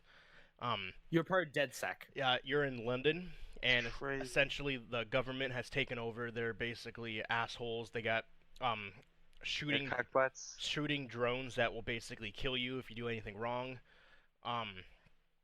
But yeah, I have the thing as like in one part you become an old lady who kicks ass and take names. She's fucking badass. She's got a spider drone that has a spider drone that kills people. It crawls around the ground. It's pretty big. It's about the size of like I would say like a dinner plate in diameter, and it could just hop up on enemies and stun them and take them out. That's crazy, bro. That it's something that I am really hyped for. It does sound very entertaining. Based on I the have not people been you this pick, hyped since Watch Dogs 1. based on the people you pick, it changes the So game. I'm gonna get burned. Oh, I bet. So essentially, the people you pick it changes how everything else in the game plays out, which is absolutely insane. So basically, you have like an unlimited amount of Exactly. in that perspective. So you have a thing that basically you walk around and it scans people, and it tells you what their strengths, weaknesses It's your are, cell what's phone. what their power level is, what their abilities are, and then you basically walk up to that person, and you try to recruit them on your team, and then you become that person, and you can literally play out their background story. It's really cool. And it is pretty crazy. It doesn't matter who you pick. And that's super cool. Can I just say, you can have a team of just old ladies. I mean, come on. Yeah, that's a game changer there. Yes, ma'am. I'm gonna name them all Gma. Exactly. You gotta represent. Gotta represent the. They're slow, but they're vicious. They are. That's coming out March 6th. So I got that shit on lock. I got March 6th. It's gonna be like I'm gonna be ready. My body is ready, as Reggie Fils-Aimé would say. Rest in peace, my dude. Another game. Well, actually, no. I lied. Not another game. Something called Mythic Quest's Raven's Banquet. So, who here? Raise your hand if you've ever seen the show Always Sunny in Philadelphia. You know Mac from Always Sunny? Mm-hmm. How would you feel if he was the head of a game studio? Oh my goodness. And how would you feel if he was an egotistical dude who happened to make the most popular MMO ever made? What's the name of this? Mythic Quest, Raven's Banquet. So it's a new TV show that's being made in partnership with Ubisoft. It's about game devs. Think of it as The Office, but with game devs. Like the guild? Yeah, kind of like the guild, yeah. But they're actually like making the games. I don't know. Do you remember Code Monkeys on G4? Yeah. It's kind of like Code Monkeys, but live action. That's cool. Yeah, it stars Mac from Always Sunny. I'm immediately in. Already in. It's coming out. They didn't say like an actual date, but it's going to be on Apple TV's streaming service. So, yeah, that's going to be a problem. I'm not going to be able to watch it. I'll pirate it. They showed off some new stuff for Rainbow Six Siege, Operation Phantom Sight. It's season 13. You got 2 new operatives, one of which is a James Bond guy. Walker, do you have anything on Rainbow Six Siege? First off, there's a fucking metric shit ton of Rainbow Six games. Tom Clancy games was like literally 90% of their thing. Insane. They're good. No, I just have they have 2 new characters. Graphics look pretty horrible. And there's a 52 battle royal coming. It's called Clutch Royale. All right, nope, I'm done with that game now. I'm done with it. I haven't popped it in yet. I've had it for years. I've had this game for like 2 years. Haven't popped it in my system. Definitely not now. Brawlhalla is a video game. It's like a free to play, like Smash Bros. Clone on PC and consoles. Big thing is it's getting Finn and Jake from Adventure Time. Same with Princess Bubblegum. Ghost Recon Breakpoint. There's a cute dog during the press conference. Cute little pupperino. Hello? They're doing a solo Hi, mode. Sorry. Hi, I had just Walker, your mic's on. Not my bad. This fucking guy. It's gonna have a solo mode, so you're actually gonna have AI companions who will help you out. Basically, what you're doing is your ex-Ghost Recon guys trying to take out the Ghost Recon. So, pretty neat. They're adding something called Delta Company, which is a community program for Breakpoint. You're going to be able to a little bit more of a community to talk with other people and talk directly with the game devs to say, hey, this is what I like, this is what I don't like. It's coming out October 4th, but you can register for the beta right now that is live on September 5th. Tom Clancy's Elite Squad is a mobile RPG with characters from Tom Clancy games. That's it. Cool. Just Dance 2020. Let me tell you, I'm not a fan of the Just Dance games. I can't dance. I have like 7 left feet. But boy, howdy, do the Just Dance games get me hyped. The presentations from get me hyped. They always have some really phenomenal choreography and the dancing and stuff like that. And the color palettes. We can't forget about those. You can't forget about the neon color palettes. It's their 10-year anniversary. So the series has been going strong for 10 years already. So it's coming out on 5 things. It's coming out on the Nintendo Switch, the PlayStation 4, the Xbone or the Xbox One, the Google Stadia, and can you all? I'm not gonna ask this to Walker because 1, he's on the phone, and 2, he already knows the answer to this. But can you guess what the 5th thing that Just Dance 2020 is coming to? Oh God, what? Just guess. They say the Jaguar.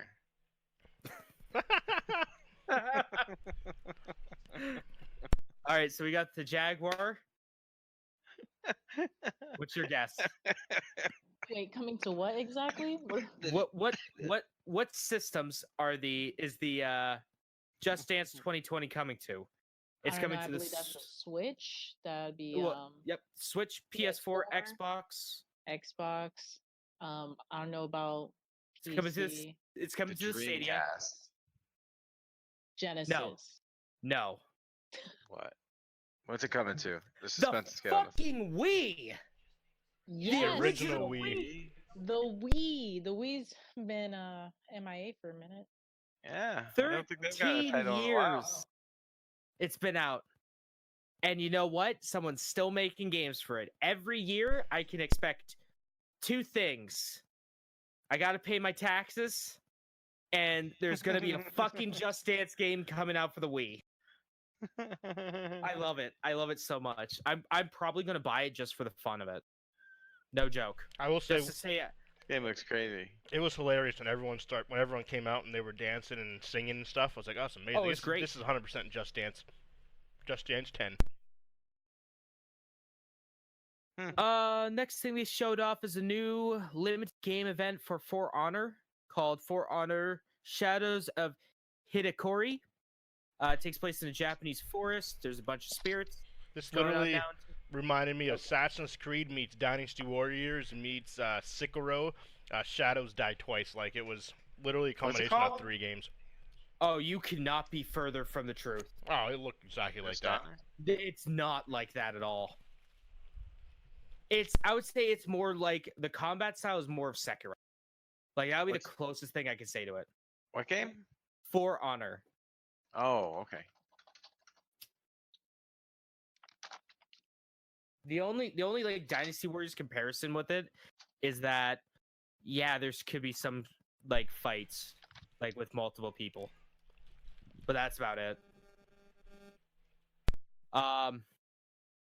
Rainbow Six Quarantine was also announced, another Rainbow Six game and another Tom Clancy game. So we're up to 4 now. We're up to 5. No, we're up to 4. Yep. Now. 3-player PvE co-op is Rainbow Six Quarantine. Which is pretty cool. That's coming out early 2020. Speaking of Tom Clancy, we got the Division 2. So we're up to 5 already of Tom Clancy games. But this is a big one. This is actually an extremely successful game. Do you want to talk about Walker, or are you eating? No, I can talk about it. Okay, so you want to talk about it? The Division 2, for anybody who so the biggest difference, so the 2 different teams are making Quarantine, and then the Division 2. So Quarantine, they are going PvE, while the Division's kind of like a PvP concept. So from June 13th to the 16th, the Division 2 is free for everybody on every console.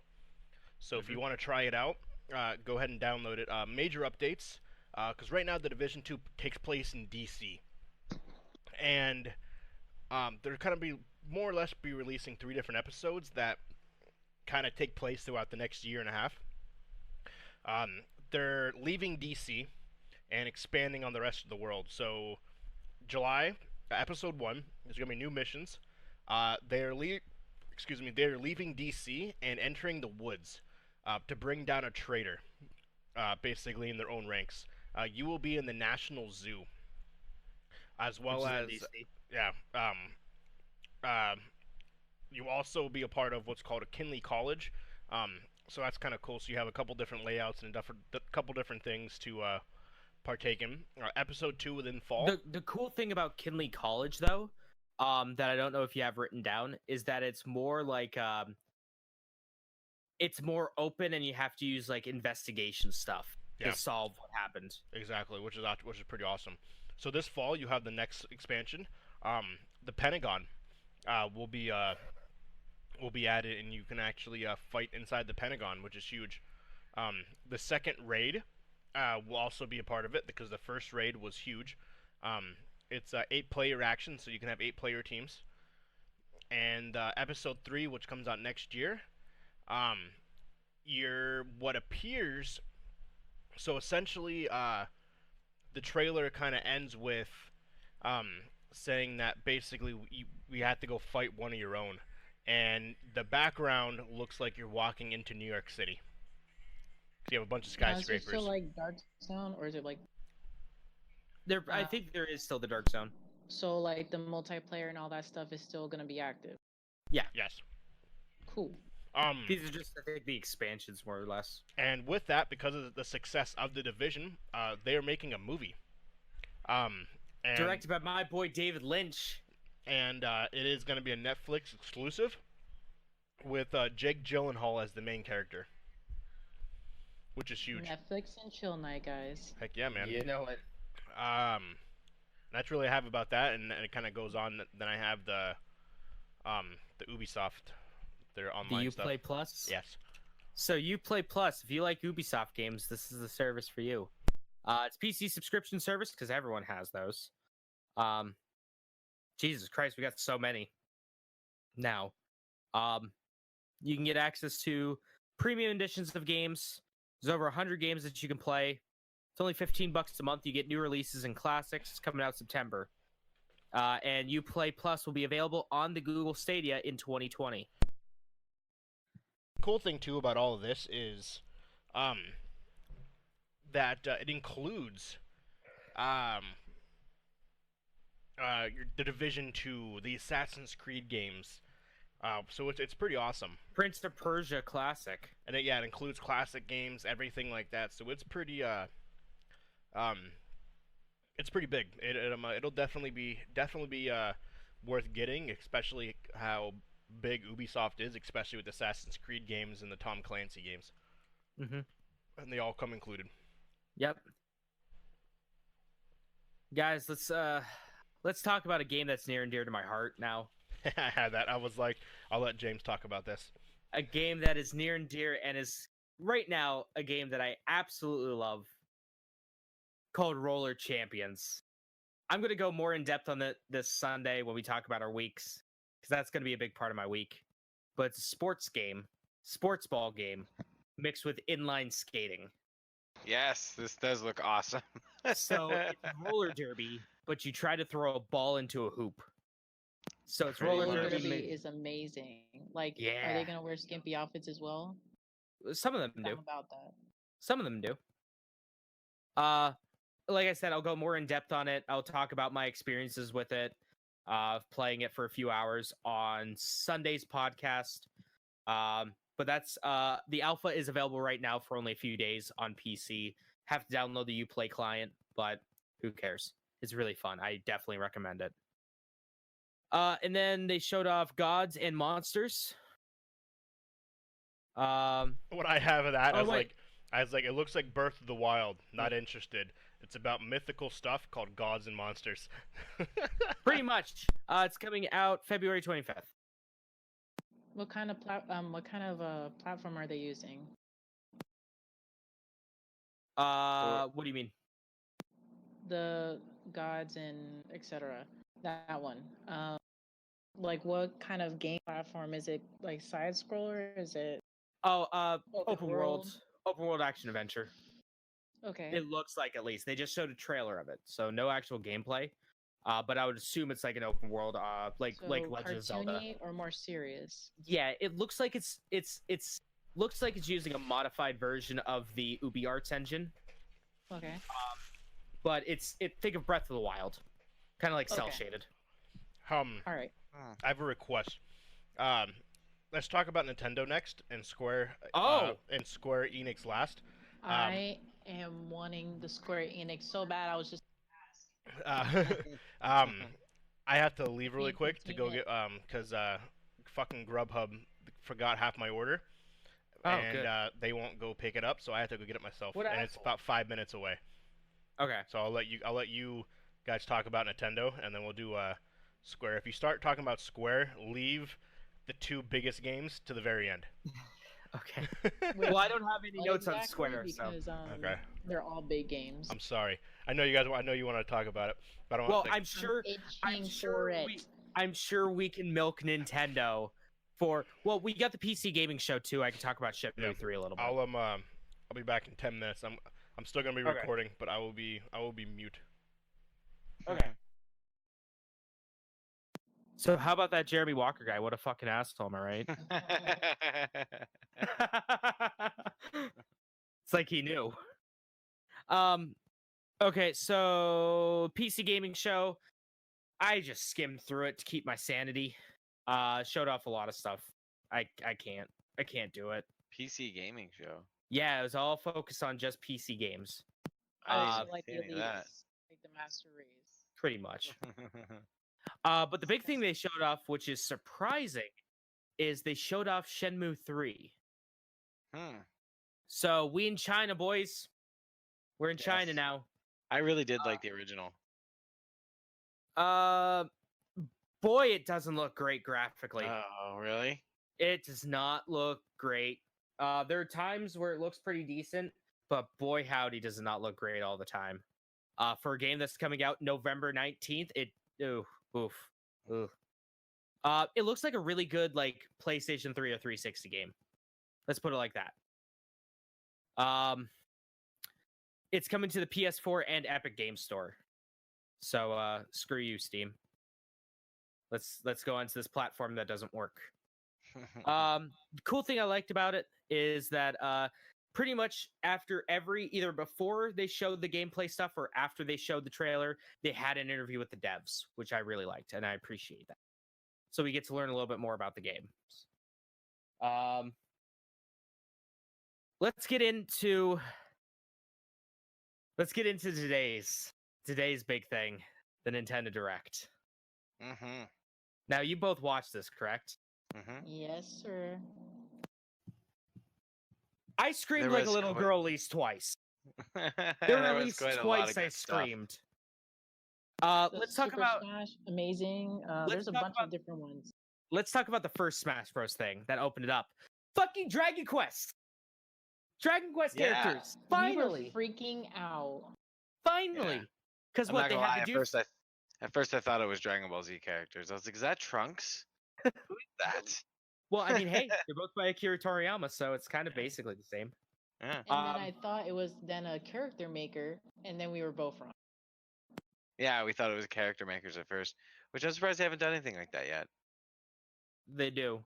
The Mii They fighters? Do? Yeah. Yeah, you can make your own. Pretty much. That's cool. So they showed off the main character from 11, the main character from 8. I don't know about that other one. The one that was in the back.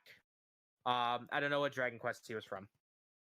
I've never played the Dragon Quest games, so I can't say. Yeah, I never was pretty played hyped for it. I played like 1 or 2 times, and it could. So they're going to use things like magic and swords, just like in the games. I really liked how that one character, you were able to swap between like different magic options. Like it pulled up an actual like UI thing for different options for magic, and it had a mana bar, which I really liked. That's coming this summer. They showed off more stuff for Dragon Quest XI Definitive Edition S. I like the OG like 16-bit art style that you could switch between. That was pretty cool. And I'm shocked that they have a full orchestra. It's the only version that's going to have a full orchestra soundtrack for every part of the game. And that's, again, coming out September 27th. That really cute moment with Bowser and Doug Bowser coming out. That was adorable. Did he change his last name to that, or was he like born with that last name? That's what I was asking. Like, He was born with that last name. mm, They picked the perfect then- man for the job. They picked the perfect man for that job. I know they really did. And let me tell you, I am a huge fan. I'm on one hand very sad that this is the first E3 without our boy Reggie. Vis-a-me. But on the other hand, he's on Twitter now, so I can get a daily dose of Reggie whenever I want. And Doug Bowser's on Twitter too, and he's just as much as a meme lord as Reggie Vis-a-me. So it warms the cockles of my heart to see this. Luigi's Mansion 3. Luigi's Mansion 3. Luigi's Mansion 3. Let's talk about it. Let's talk about it. It takes place in a hotel. Awesome. There's the new Poltergust that has the slam move, which you could take the ghost and slam him into other people. That's pretty rad. You have the suction shot to destroy stuff, so it showed just destroying like pots and stuff around the environment, right? Instead and of suits of sucking armor it. and stuff. It also grabs onto the shields of some of them. Yeah, that was rad. And then there's the burst shot AOE. If you're getting ganked from multiple I'm sides, not even gonna lie. I thought it was him farting. Yeah, I thought so too swore for the a hot first time, second. I was just like, did he just fart? And then that could have killed everyone. Oh no! And then they show like the other one where it's like the actual thing. I was like, oh my god, this is like Ghostbusters. Like Luigi is a Ghostbuster. He Got is. it. What are your guys' thoughts on Gooigi? Interesting concept. Let's see how it goes. It's basically Slimer, so Pretty much. you know. They Goo- really did pull from like Ghostbusters, but I did like that and the concept of having like multiplayer and you're still on like the same screen, but like you're with other people. I think that was pretty cool. Yeah, that was pretty rad. And then speaking of multiplayer, there's a Scare Scraper, where that was the 4-player multiplayer adventure where you go through each floor. Kind And of just like Mario Party, but like just one thing, like versus. Pretty much, yeah.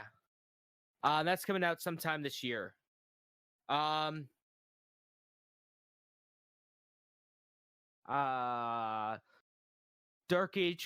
Dark Crystal Age of Resistance That- Tactical. Yes, Hood. it's Tactic. It's like Final Fantasy Yeah, Tactics, it's FF but with Tactics. Dark Crystal. Let's talk Yeah. about it. Tactical RPG based off the Netflix series, the new Netflix series coming out this year. Final Fantasy Tactics is pretty good. I liked it. Yeah, those are fun games, and the fact that they're throwing the Dark Crystal into it, that's cool. That's cool. It's a nice throwback. That'll be good. That tickled me pink. Let me just tell you. All right. What tickled me pink was watching the Netflix trailer for the new show. I was excited to see that they're actual puppets, because they would if it was any other studio, if it was anything else, they would have just been like, "Fuck it, we're making it CG." Mm-hmm. But the puppets had so much Netflix life for to the it. win. It came in like a wrecking ball. I've never seen Dark Crystal. I'm gonna be honest here. It's on Netflix. I've never seen the. Yo, It's watch boring as it. fuck. I know. I need to No. watch it. The story is really good though. It's a good story, but it's just boring. But then it goes into like the labyrinth, and then it plays on the labyrinth stuff, man. Guys, you gotta watch it, man. It's I amazing. haven't seen Labyrinth either. What? Okay, You are I, Yeah. don't, tripping, I don't bro. know if we can. Can we like Get delete rid of him me. off the call? Like, can we just throw How him have you out never for a seen minute? Labyrinth though, bro? No, I haven't. I'm gonna be honest. You don't I have not. Do I not I remind think you you of the know babe? it, bro. Do I not I- remind you of the babe? Right? The babe with the power. Power of Voodoo. voodoo? You do. Do what? Who do you voodoo? Remind me bitch? of the What? babe. Oh Dead my Island? goodness, I can't. No, it's from the labyrinth. Yeah, it's good. I mean, the only thing I know Shut about your- Labyrinth shut is your pretty mouth. Shh. the only thing I know about Labyrinth is David Bowie's bulge. That's it. Yo, It's beautiful his in that balls, shit, every too. time they zoom in, it's like without the cup, and then every time it's out, it's with the cup. I'm just saying, I'm like, yo, guy, can you put that away? It's like literally the whole screen is Yeah, just. but it's supposed to remind you of the babe. And he's like Hogwarts, and I was just like, oh my god, that's where they got Harry Potter from. Hogwarts, got it. David Bowie's Bulge. That's where they got the idea. Pretty much. Okay, good to know. I love it. Legend of Zelda: Link's Awakening. We found out the last my Nintendo goodness. Direct. Okay, what it looks like is like my Nintendo Color, like the Game Boy game. Yeah. And then it's like essentially like just being brought into like other consoles, and then it looks like just a 3D mode of those. And I'm like, oh, it's so pretty and it's so bright. And I'm like, I miss this type of gameplay, and they delivered that, and it was amazing. I think the chibi art style is perfect for this type of game. But I feel like wasn't that already a Nintendo game like for Game Boy? It was on the original Game Boy with Game Boy Color enhancements to it. This year has been like the year of remakes. Yeah. Like, and boy, we haven't even gotten to remakes. We haven't even gotten to Square. So what? We haven't even gotten to Square Enix's press conference. That is what I'm talking about. They had a bunch of remakes. We're not even gonna go there because he's not here yet. But let me tell you, I have a lot to say. Oh yeah, I have a few things to say too. I do like the feature where you can make your own dungeons. That was in neat. This one. That was cool. That's I had to point that out. Actually, I have like in a notepad and I had that in. Yeah. Make your own dungeons. That's coming out. Cool things in here. That's coming out September 20th. Link's Awakening is one of the best Legend of Zelda games. Like, I'm not even gonna lie. Oh, for sure, dude. Don't even at me with this. Don't even at you with that? Don't even at me with that. Like, Legend of Zelda: Link's Awakening is one of the best Legend of Zelda games. And Ocarina of Time, but let's not go there. All right, controversial topic time here. Gonna stray a little bit from path. Ocarina of Time or Link to the Past? Babe. Ocarina of Time. But there's Ocarina of Time. I think Ocarina of Time because the music is pretty beautiful. I don't know. It takes over. I'm one of the weird people. I'm in the camp where it's like I like them both equally. I feel like when you have you go throw one of those. Listen, it's like when you have a child and you're just like, oh yeah, I love you guys both equally. No, you don't. No, you don't really. That is a lie. Let's talk about it. I think Link to the Past holds up a little better in this day and age. I think it holds up a little. Zelda was pretty good. Yeah, the Zelda game does look amazing. It and like you were saying, being able to build your own dungeons and stuff, that's gonna be awesome. I love how we did not have hardly any commentary like Microsoft, but then once it hits Nintendo, I'm like, boom, let's go, boom, commentary. This for is days. fresh. This is fresh in my mind. Doing well, buddy. Wait, this was the Breath of the Wild. Which one was this? Awakening. This was Link's Awakening. We'll get into the Breath of the Wild in a hot second. Trials of Mana. Yeah, I did not see this coming. I did not see this coming. That was pretty left field. I did not know that was even a thing, but like I do have the Legend of Mana, and I have the Japanese version. It's one of my favorite games of all time. And then this comes out, and I'm like, what? Secret of Mana is great. Secret of Mana is one of the best Enix games ever made. Right? Legend of Mana did not get enough love, but Legend of Mana was a beautiful game too. Well, hey, you're going to be able to play it now in English. In English. That's coming. That is available right now on the Switch. The Collections of Mana, where you get. Yes, that's what I heard. The collection's out. The first 3 Legends of Mana Mana games are available right now on the Switch. But Trials of Mana is going to be an action RPG. Comes out in early 2020. It's a full remake. I really, at this point, need to get a Switch. I really do. Like deep down inside, want to do it. It does. Every day Legend it does look a little more appealing. is a necessity. It's a necessity. If they're remaking it, more appealing. It's ridiculous. Babe. He's like gonna be talking to me. I'm like, okay, all right, okay, babe, all right. Playing that fucking, playing your goddamn Game Boy Color again over there. Jesus. I'm just like, okay, babe, all right, just whatever, okay, Man, babe, man, okay.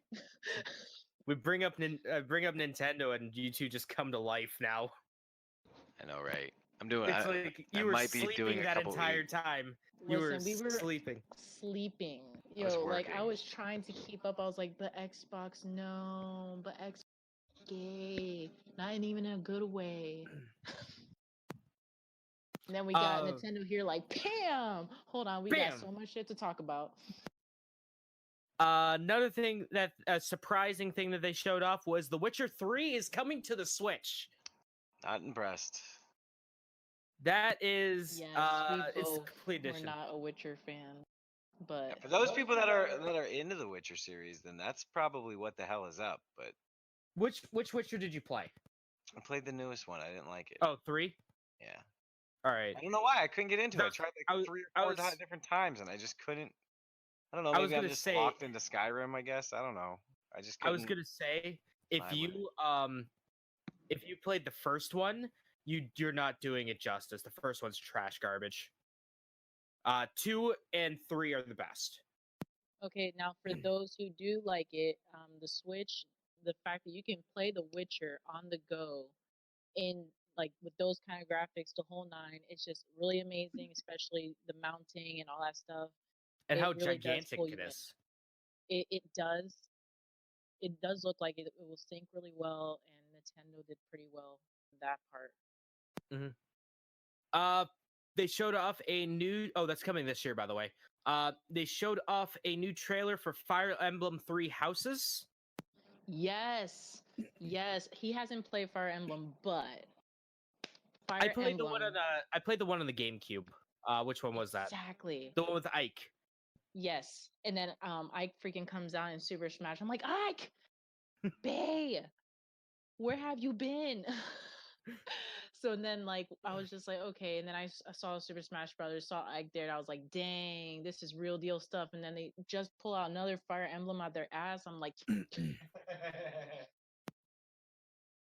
that was the real stuff there. After that, after Fire Emblem, that's coming out July 26th, so it's right around the corner. We can get Fire Emblem. We can get to the whole, no, but I leveled up this character so much and he got critted. No, permadeath. In one hit, I'm not ready. Says Witcher 3 is Mark Dude says Witcher 3 is beautiful in literally every way. I just couldn't get into it. I tried. How far did you get into it? Not very far. Just truck through it. I have it. Like I said, I tried it a couple times, and I don't know, something about it. It just felt awkward in my hands, I guess, when I was playing it. Like, I don't know. All right, I'll give it another try one of these days. Yeah, we'll do a playthrough on the show or something. Yeah, the side stories are worth price of admission alone. Like, there's some side stories in that, and the expansions too are some of the best storytelling I've seen in a game. Okay. It is. But like he said, that I couldn't really get into it, but I did watch my brother play it, and it looks like a phenomenal game. The detail in their characters are really amazing too. The horses look freaking amazing, but again, I couldn't get into it. Next thing they showed off was a bunch of shithole kids going into a abandoned, dilapidated mansion to play Resident Evil 1. Yeah, that was scary cool. As F. I was like, only they like that. Anna would not do that at all. I don't know. I walked away. I saw Resident Evil and I was like, this is bad luck. I don't even have nothing to do with it. But it didn't even like juju. But like, okay, so it's Resident Evil 1. All right, we already knew that came out already. Remakes. They announced that RE5 and that other Resident Evil game we don't talk about are coming out this fall.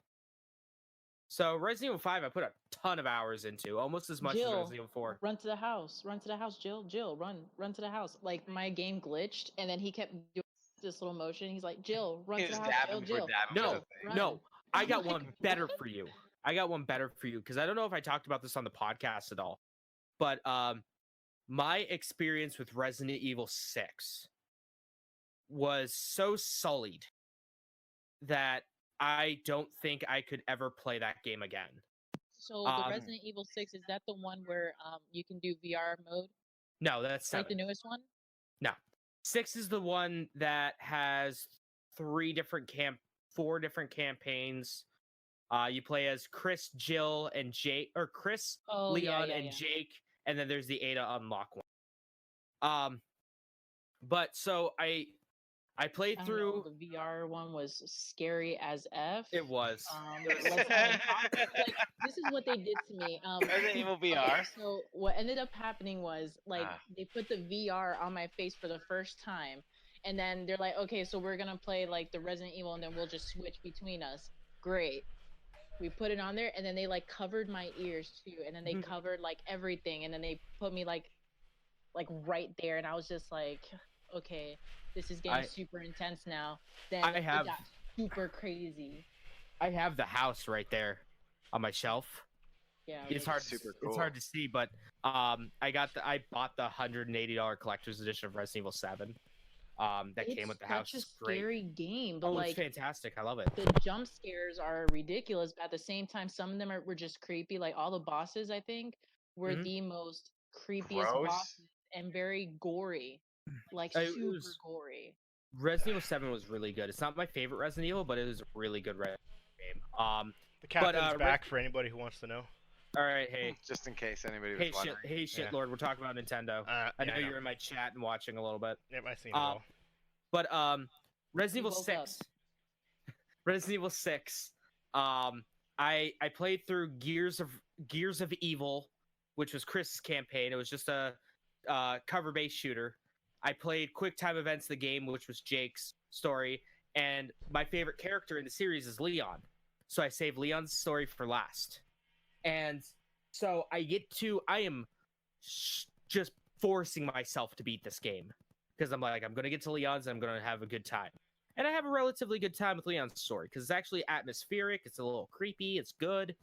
The part where both Chris and Leon are pulling guns on each other made me mark out super hard in such a shitty game. But I played like 10 minutes of that game and then I stopped. I'm like, no, I'm good, fam. I get to the final boss fight of Leon's story, and you have to climb a ladder.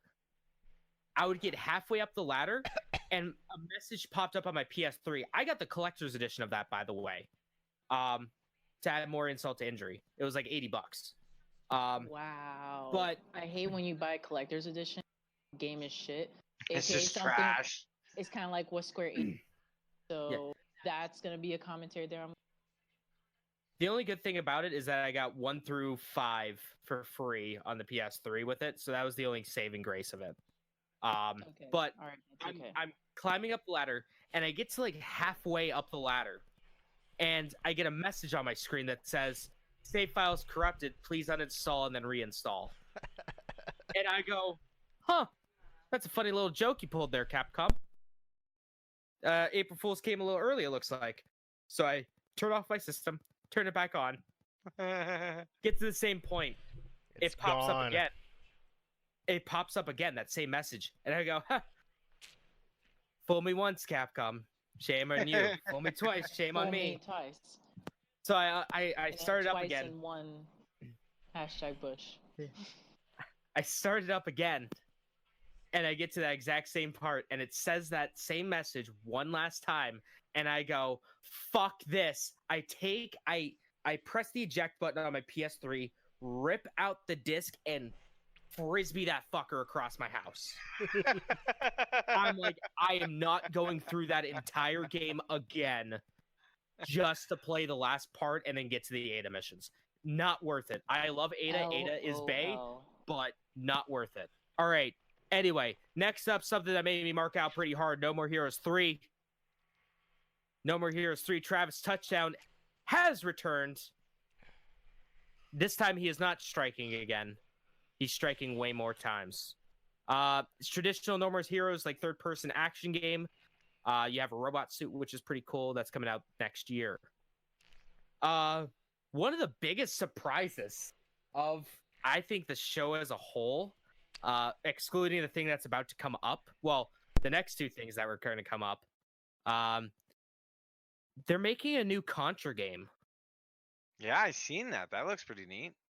You could play as a panda with guns and an That's what- icky bug with guns. I know, that was cool. Yo, I thought that shit was Big dead. panda guns. What more can you ask for? I thought Konami killed that stuff when they decided, hey, we're just going to make pachinko games now. But that's coming out September 24th. It's going to have 4-player co-op. They also announced the Contra Anniversary, which is available right now on your Nintendo Switch. So pick it up. They showed off more of Daemon X Machina, one of the games that I'm really hyped for coming out. I played the demo of it last year. I actually streamed it a little bit. It's fucking sick. There's more on-foot segments than I thought there was going to be. That's coming out September 13th. The next thing that made me scream like a little girl was the remastering Panzer Dragoon. The remastering Panzer Dragoon. The I think remakes this year just are real. I'm hyped. I love Panzer Dragoon. I played it on my buddy's Sega Saturn years ago. I bought a Sega Saturn so I could play some games on it, and then I looked at the prices after I bought it of Panzer Dragoon. I'm like, nope, not spending that much. It's coming out this winter. They talked a little bit more for a half second about Sword and Shield. You can use the Pokemon Go Plus to walk around with your Pokemon. yeah. To gain probably friendship. They showed off more of Astral Chain, which is the new futuristic platinum game.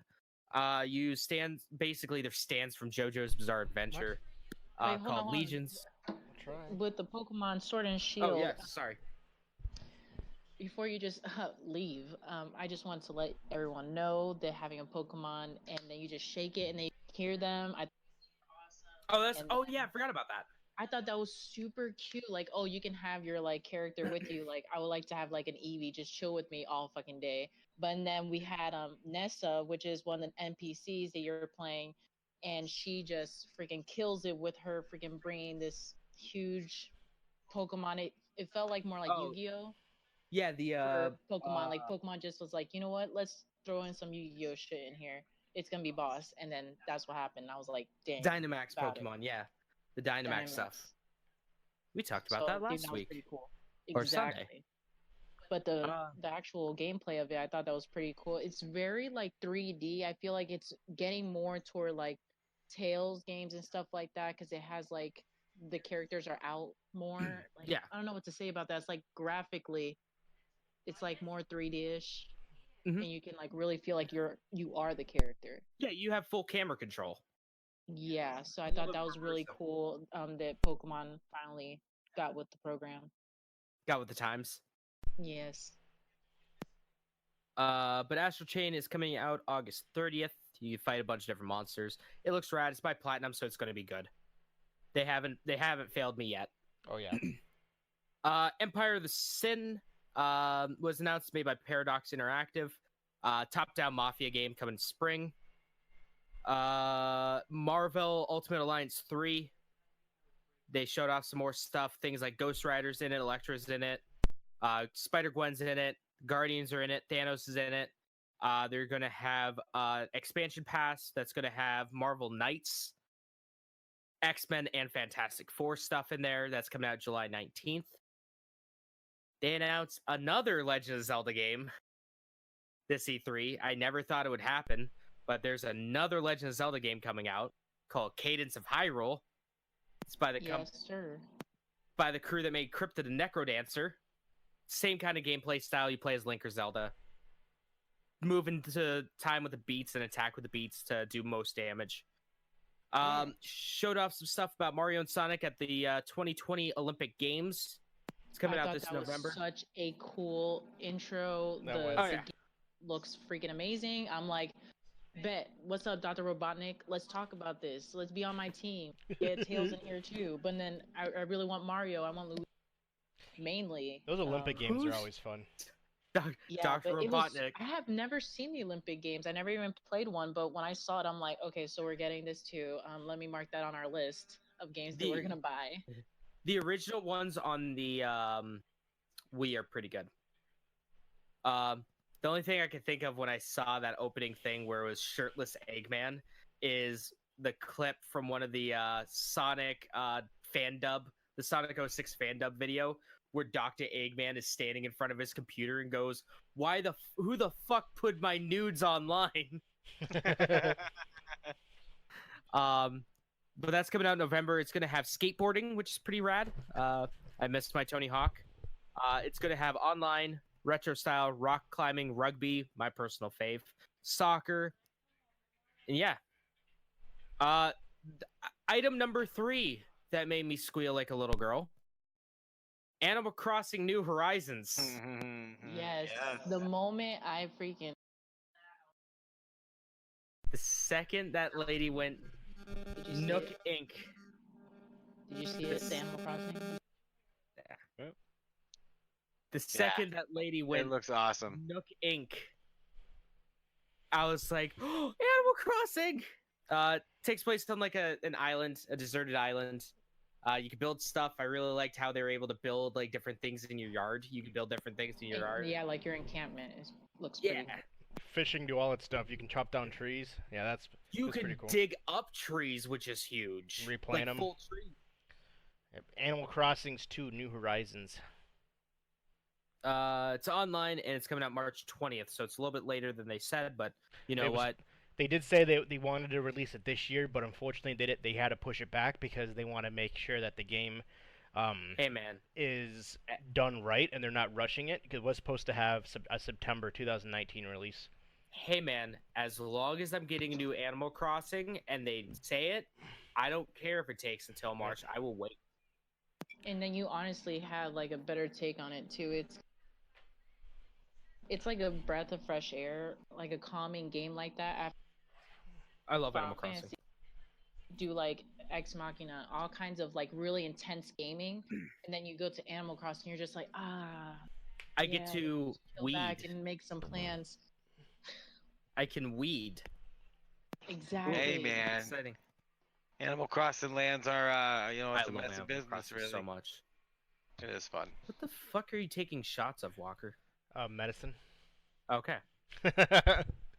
I was like, yo, are you getting lit on stream too? Are you getting the tipsies? Actually, turned down for what though? No, I'm not it doesn't have I haven't even felt a thing, to be honest. I've gone through like almost this entire bottle, and I haven't felt a thing. Are you gonna talk about the Marvel one? The Marvel. The Marvel ones came out. Well, there was the Marvel Ultimate Alliance 3. I kind of just sped through that real quick just to get to Animal Crossing. You're like, skip over. Skip over. Who cares? You got Banjo-Kazooie coming to the... Shut up! Sorry. I was getting there.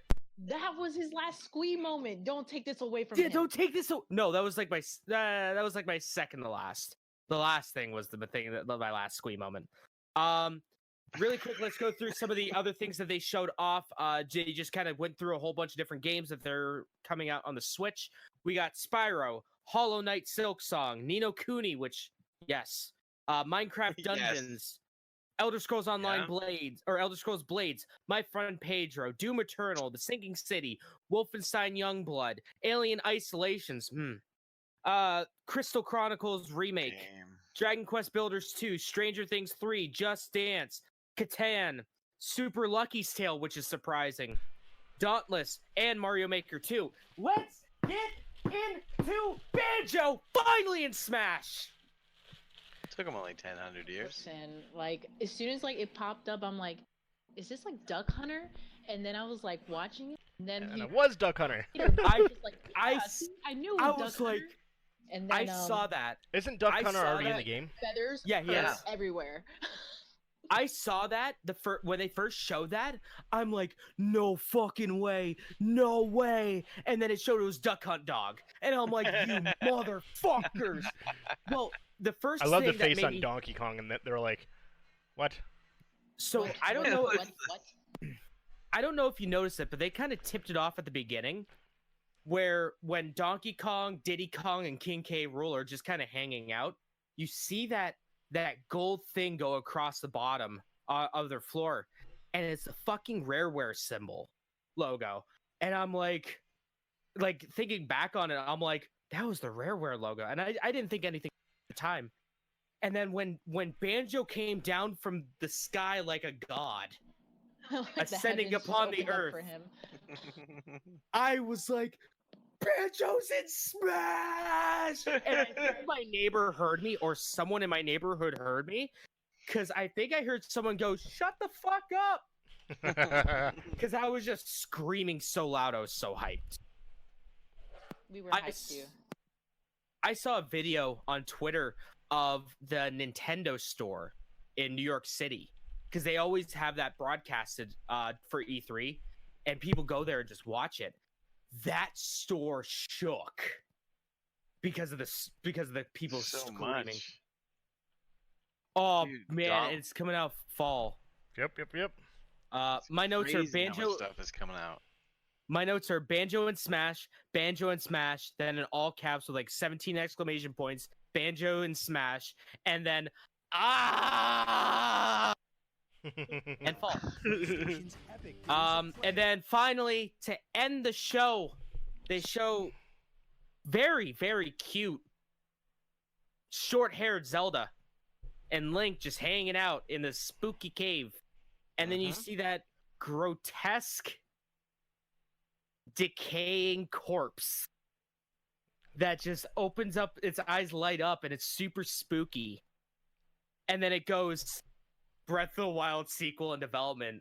And I wasn't a huge fan of Breath of the Wild, to be 100% honest, but I marked out pretty hard for that. I was like, oh, yo.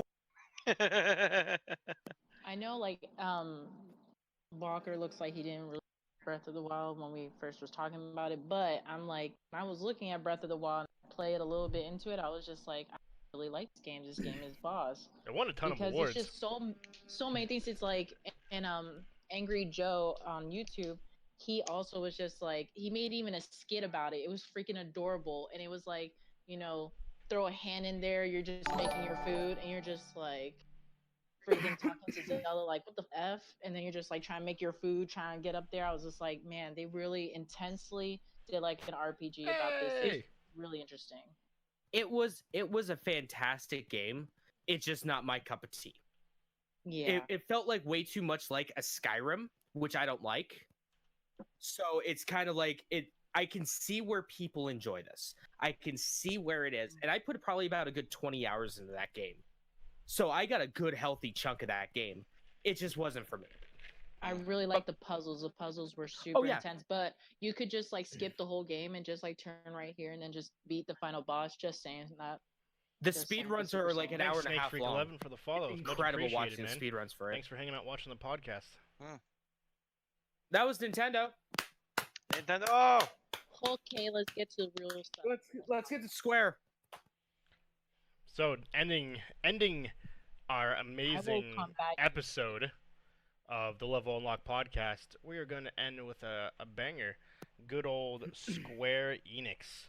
Boy, howdy, what a banger it was. The love of my life. Squaresoft, Square Enix, Square everything, depending on what you want. You kept calling it Squaresoft last night. I did kept calling it Squaresoft. And thanks Snake Freak 11 for the follow, by the way. Quick shout out. What's up? I wasn't even paying attention. I didn't know anyone was even watching me. I didn't have it up. So sorry if you were on and you got off because I wasn't paying attention to my stream. Thank you anyways. But anyways, Square Enix. Do we just start right from the get-go? What they did? Let's just start off at the get-go. Let's go in chronological order. Let's jump right in because I have commentary on everything that is Square Enix. So, Square kind of shot themselves in the foot by doing this. Kind of. But they started off the show with the most probably anticipated game out of any company, Final Fantasy VII Remake. That crowd, though. That crowd was intense. That was the best goddamn crowd of the show. So wild. I was in my mind, I was screaming, but since I'm like at his place, I can't really scream. But in my head, I was screaming like. It was weird. It kind of reminded me like an indie wrestling show because there's literally there's people standing on the balconies, like leaning over balconies and shit. It was kind of cool.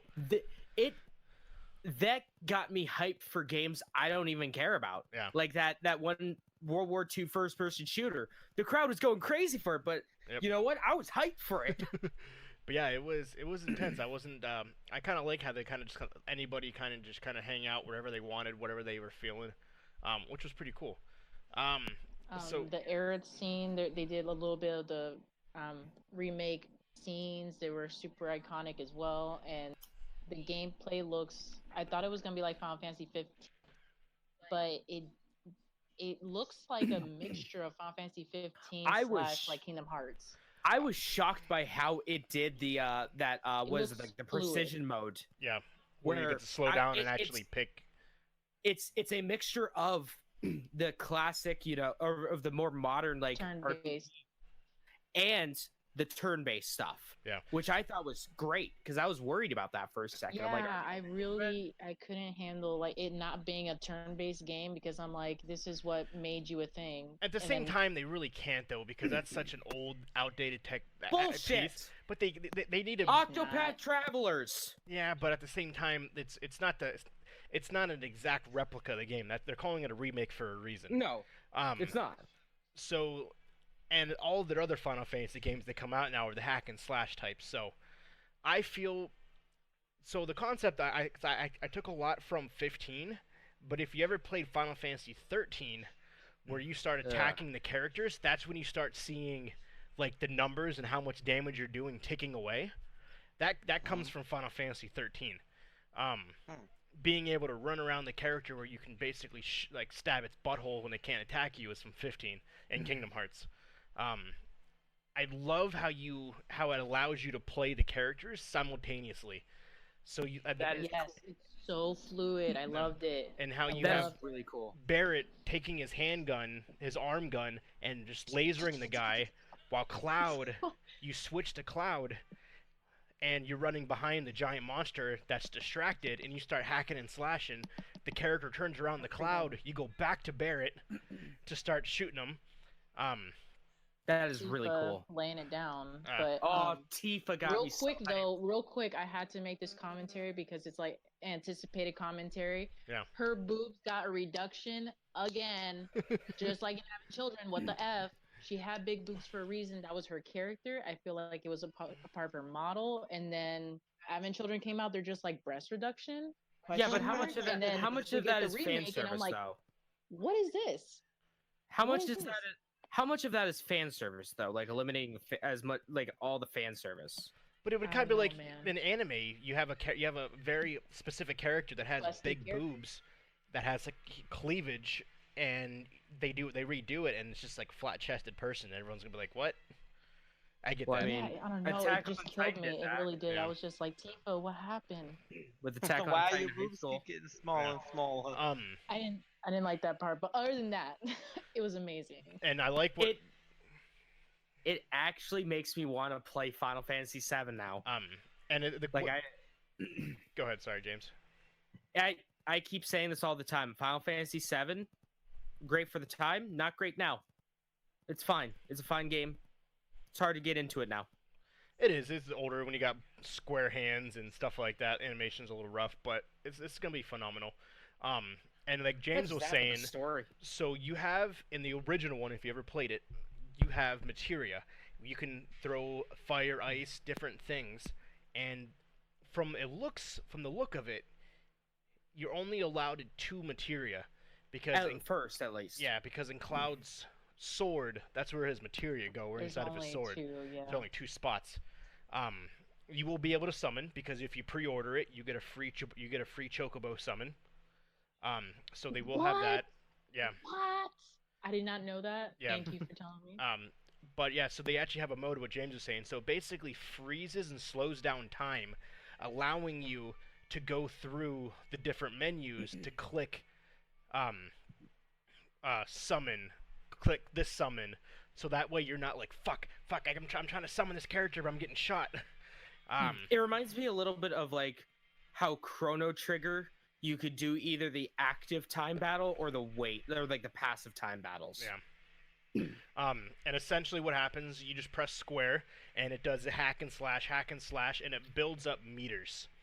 And in those meters, basically, I'm assuming the more you level up, the more of these special abilities you have, but it gives you a stronger attack, or you can use magic or a summon or a potion. And then once you use magic, once you use a potion, a summon, it takes one of those meters away. And I'm assuming if you get like a summon like Knights of the Round, it uses every single one of your power-up slots. Right. I wonder how hard that's going to be to get in this one. Yeah, like the Knights of the Round, it's like, they took up the whole screen. Yeah. I'm looking at it now, like he's like replaying it, and I can't even imagine what it's like now. I'm like super stoked about it. It is episodic, episodic, however you say the word. It will be currently, they said, 2 Blu-rays. I think it's gonna be minimum, but they said 2 Blu-rays. It might be more, but 2 full Blu-rays, 2 full games. Basically, the game separated into 2 games. The way it sounds, Midgar, the very first part of the game is its own game, and it doesn't even open until the full world until after you beat that first game. Because I guess in the original Final Fantasy VII, it was 3 discs. Was the first disc Midgar? Yeah. Okay. Yes. So I'm assuming it's the same concept. And they're basically expanding Midgar to a larger story. So this probably the first, not even half, the first quarter, the first 1/5 of the game is literally going to be placed in Midgar, and that's a standalone game, which is crazy to me, which is awesome. I love Midgar. I love the way they have like the world set up. I feel like that's soon gonna be us. But moving on. It's just such a pretty game, though. The graphics. Oh yeah, no, it looks fantastic. Pretty. It looks. Oh, it does. So Stunning visuals. They updated it from if you go back and you Google the 2015 trailer, they changed how the characters looked. They completely reworked. Like they completely reworked scrapped everything.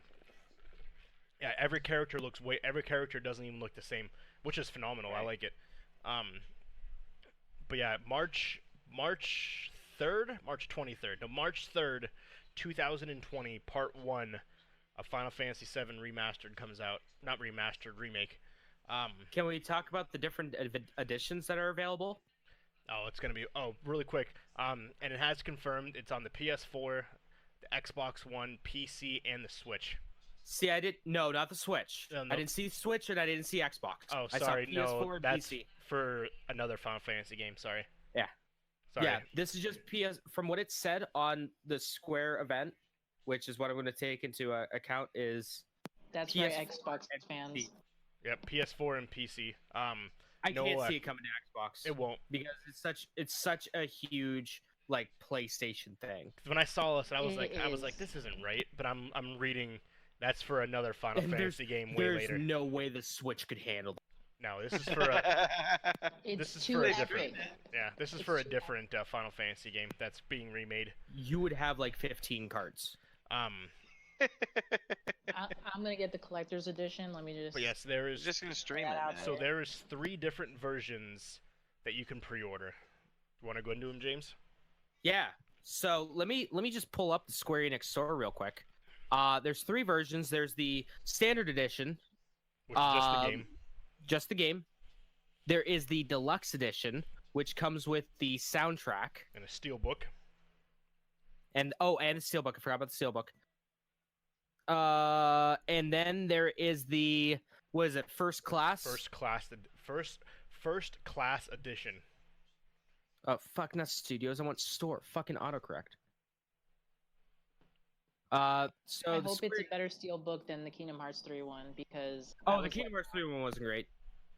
All right, so here we go. Let's pre-order. Let's go to the pre-order page of the first class edition. Look how it's pretty worth it.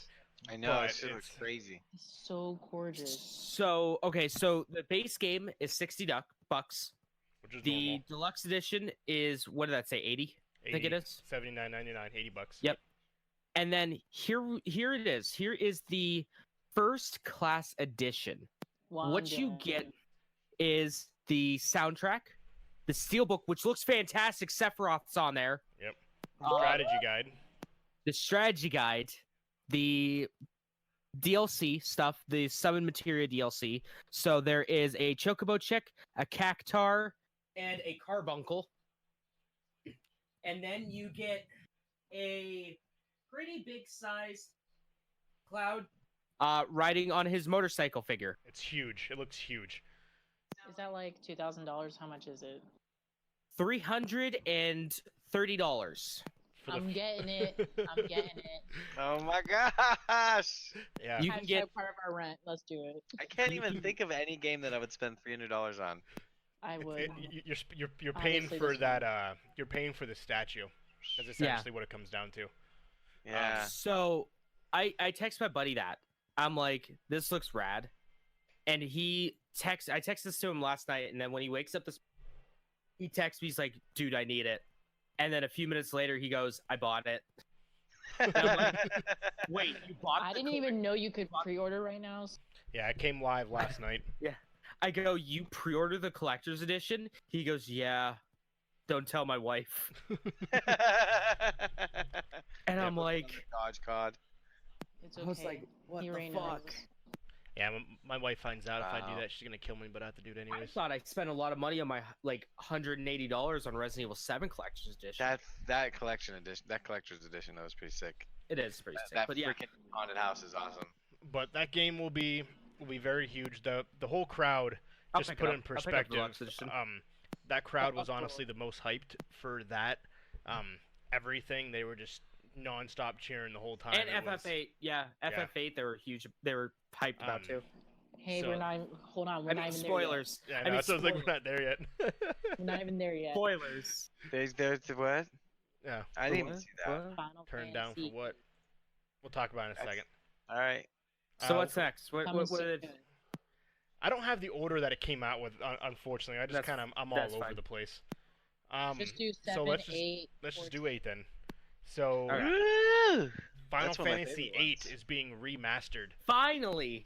Yeah. Beautiful. I'm It feeling is so beautiful. My buddy will Um, finally shut up and be like, they never port Final Fantasy 8 to anything. Hate So- everything. Just for those though, it's not they're not remaking it. They're just essentially taking They're the uprising game it. and upgrading the resolution a little bit.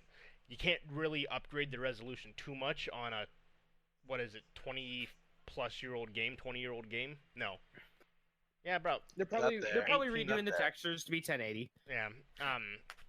They kind of like the same thing they did with Final Fantasy VII. So that is being released PS4, Switch, Xbox One, and PC. September of this year is when it'll be Yep. out. So that'll be cool. That'll be big. A lot of people will buy that. Just kind of hold themselves over for Seven. Final Fantasy VII. But The a lot crowd of people went hate hype for 8, that. so a lot of people don't like 8, so people won't buy it.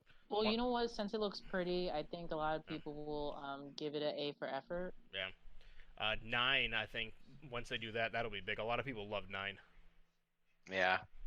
Wait, Nine wait, what? is really- Wait, Final- what? 9? Final Fantasy Nine? 9, When they a do lot of 9. people like 9, if they ever do it. If they do 9, I will. Well, no, they lose did. my They- shit. They I will have announced to buy it. collectors That was of that a while too. ago that they talked about it.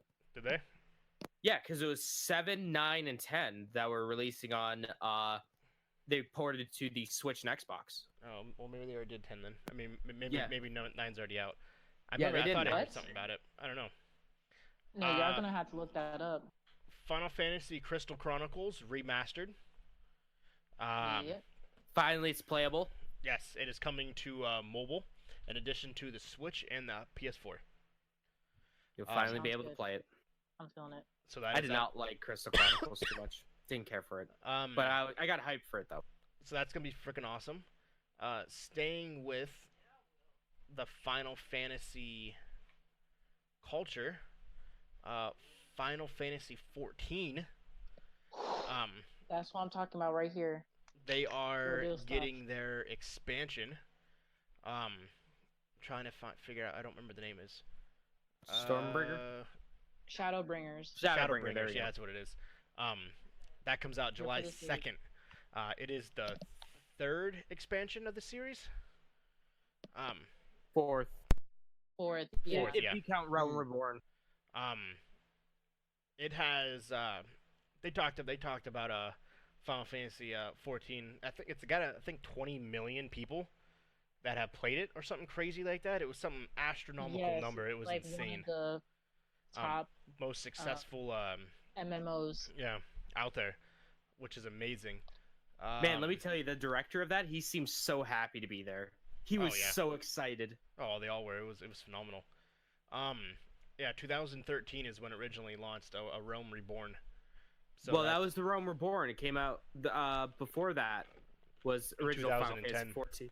Yeah. That no one talks about because it wasn't good. Yeah, 2010, and then it was essentially rebranded and relaunched as a Realm Reborn in 2013. Completely remade from the ground up, almost. Yep. Due to the overwhelming success, they're going to continue with this game. Essentially, the crappy thing is, though, they're kind of putting to the wayside Final Fantasy 15, which was a great game. Well, Final Fantasy 15, like, the director left. Yeah, I know, which sucks. So they can't really do anything else with it. Yeah. It is Final Fantasy 14 is Square Enix's flagship online game, and that will come out on July 2nd. There is a trailer for it. If you haven't seen it, go ahead, because trailer's phenomenal. Basically, the world is like turning itself on its head, and you get like your character is now essentially gonna be exactly what we've all thought it was gonna be. Like, pretty much, you gotta be the darkness and flipping, everything you really thought was 14's world, and then it's just completely changed because now you're just like, Hydaelyn, possible primal. Do I have to defeat her? I'm about it. Let's do it. Yep. So it sounds like it's weird concepts that they're gonna bring in, and I'm super stoked about it. So it sounds like almost their version of the Cataclysm. Yeah, in maybe. a way, sort of, where it changes a lot of stuff. Where it really changes stuff. And I can't wait for my bunny girls, and my ranged. I'm excited for the DPS. dancer. Yep, the dancer class. When they were talking about the first time when they were gonna have like a healer class, I think the last release they're just like, okay, well the next release we'll do a healer, but really we don't need any more healers. We got healers all down packed. But I was like, what would a healer dancer do? Like, is she a stripper? Is she gonna boost morale? Like, what's really gonna go on here? It didn't really make sense, the dancer class being a healer. So I'm really glad that they kind of made it a ranged DPS. They really needed some because the archer was just falling behind. So, in continuing in the Final Fantasy type realm, they announced the Kingdom Hearts 3 first DLC.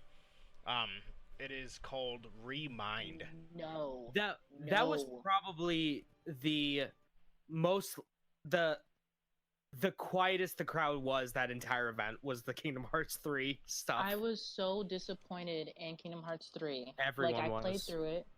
Once it got to the end, I was like, what was it all for? What was the whole game about? Because obviously it made no sense whatsoever. It let down all the fans. And then I'm like, I bet you there's going to be DLC. And that's when I'm going to draw the line here. Because it's all for Kingdom Hearts 4 going to Shibuya Station from World Ends With You. That's where it's all going to. But look at that. It's like, Kingdom Hearts 1.6, 1.8, 2.0, 2.5, 2.6. And I'm like, okay, you're just now milking the cow. Yep. Like, hella much. And then we get, like, the DLC. I was like, no, they're going to play. They took out half the game just to get. It was almost like a Destiny moment when I realized this speaker wasn't going to tell me shit. It was that kind of moment where I was just like, wow. I had such a conundrum. Like, I like riled up the whole house because I was super pissed about it. I'm like, if they do DLC, I don't know. They originally weren't supposed to, but I'm assuming just because of the backlash they did. So essentially, the way that it kind of looks is that Remind is it's Organization 13 trying to remember who they are. And it looks like you play as the original 3, Aqua, Terra, and Ventus. And also Roxas is there. Showed a preview of him, so you do play as some kind of members of the Organization 13. So we will see how this plays out. And it also had Sora, but it gives you the ability, I'm assuming, to then play as the original 3 Keyblade masters. Well, so we'll see. Kyrie really wasn't an original, but well, I meant now she is. Aqua, Terra, and Ventus. Well, Aqua was the only Keyblade master. The other 2 weren't, but you know what I mean. Aqua, Terra, and Venta Oreo. Yeah, definitely. Yeah.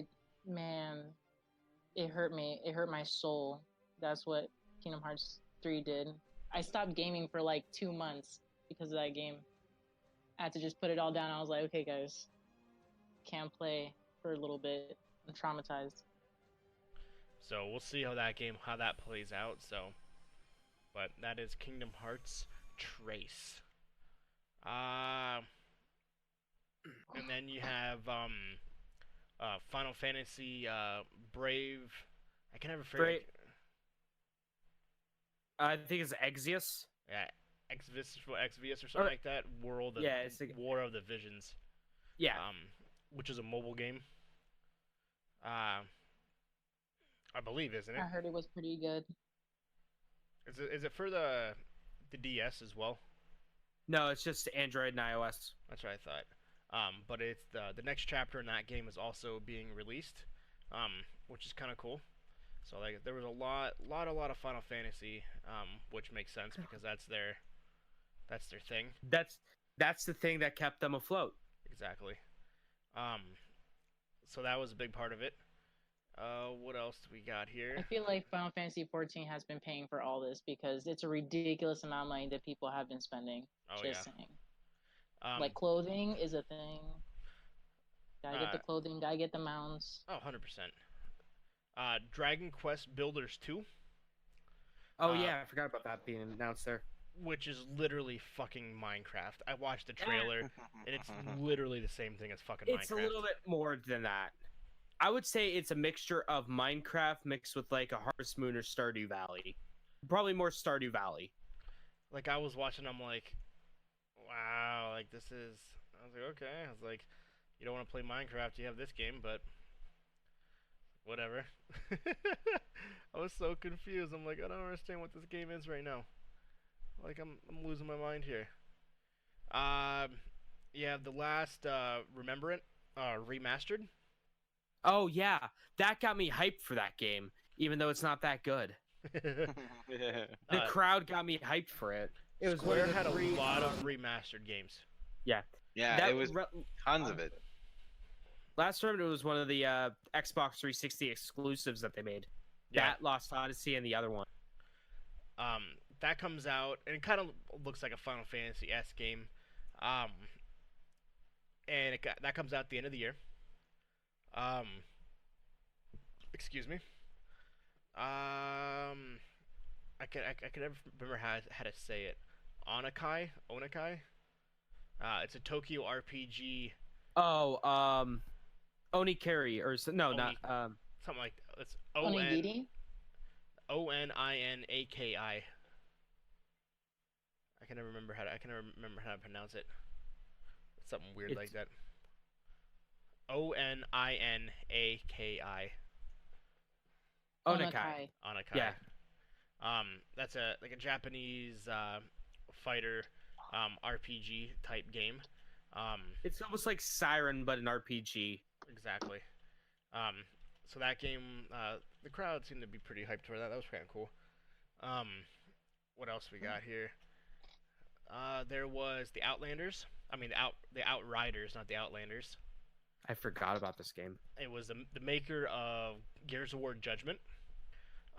It's a 1 to 2 player co-op shooter.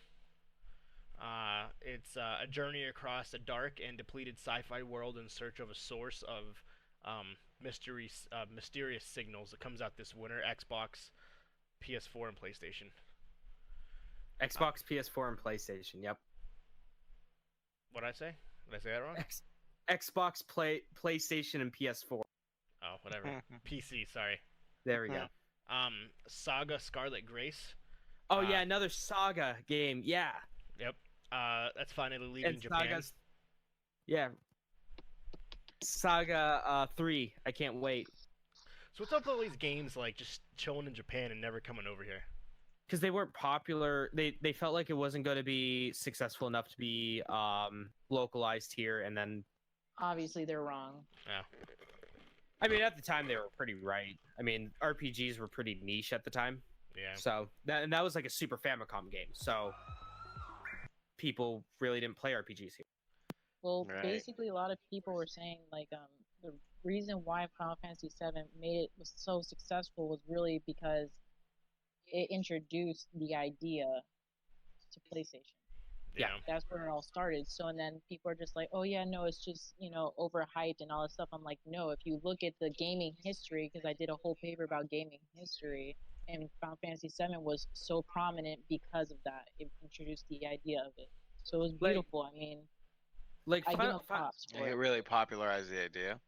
I will never ever shit on Final Fantasy VII because of how historically important it is to gaming history. Yep. But as a person who played it for the first time back in 2018, it's not as good as everyone said. Well, yeah, like, because the graphics, you just like. Not even the graphics. I can care less about graphics. Yeah. Graphics don't matter. But like, Did as you play like all the way through? most of it, It's beautiful. I forget where I ended up at. It's again, gameplay has changed. The part where Cloud beats the shit out of Tifa was pretty rough to get through. But it's changed. Like the gaming sphere has changed. But I would never shit on Final Fantasy VII. Good. Romancing Saga 3 is also leaving Japan. The classic NES role-playing is getting a cool remake. Yep. And that's coming to every system, including the PS Vita, which is weird. Yeah, I know. I saw that. I was like, what? The Vita? The Vita has Still gone Vita strong, love? guys. Yeah. There's still I love a the Vita, and it's going strong still. Life is Strange 2. They did show that, which is already out. At least the first episode is. Yeah, the first episode, so they are releasing the next one here soon. Dragon Quest 4? No, 11. 11 Definitive S. Is coming to the Switch. Yep, we talked about that a little bit in the Nintendo segment, so I guess we could just I gotcha. plot past that. Dying Light 2, they showed because it is their game. They didn't really go into much detail other than when it's going to be released because Microsoft already talked about it. Well, they did talk about when it's going to be released. It's going to be released in March of next year. Yep. But they didn't really go into too depth much more because Microsoft talked about it already. And those are the biggest ones. And then it ended on what I feel was a very shitty moment. Like, I feel the ending and the beginning should have been switched. I have been waiting for this moment the entire day. I have been waiting for Marvels the Avengers to talk about it the entire day. Marvels the Avengers, a very anticipated game over the last 3 years, kind of, 18 months, 2 years. They finally released information on it. It ended the show. Essentially what it is, they kind of give everyone a background for those that didn't watch.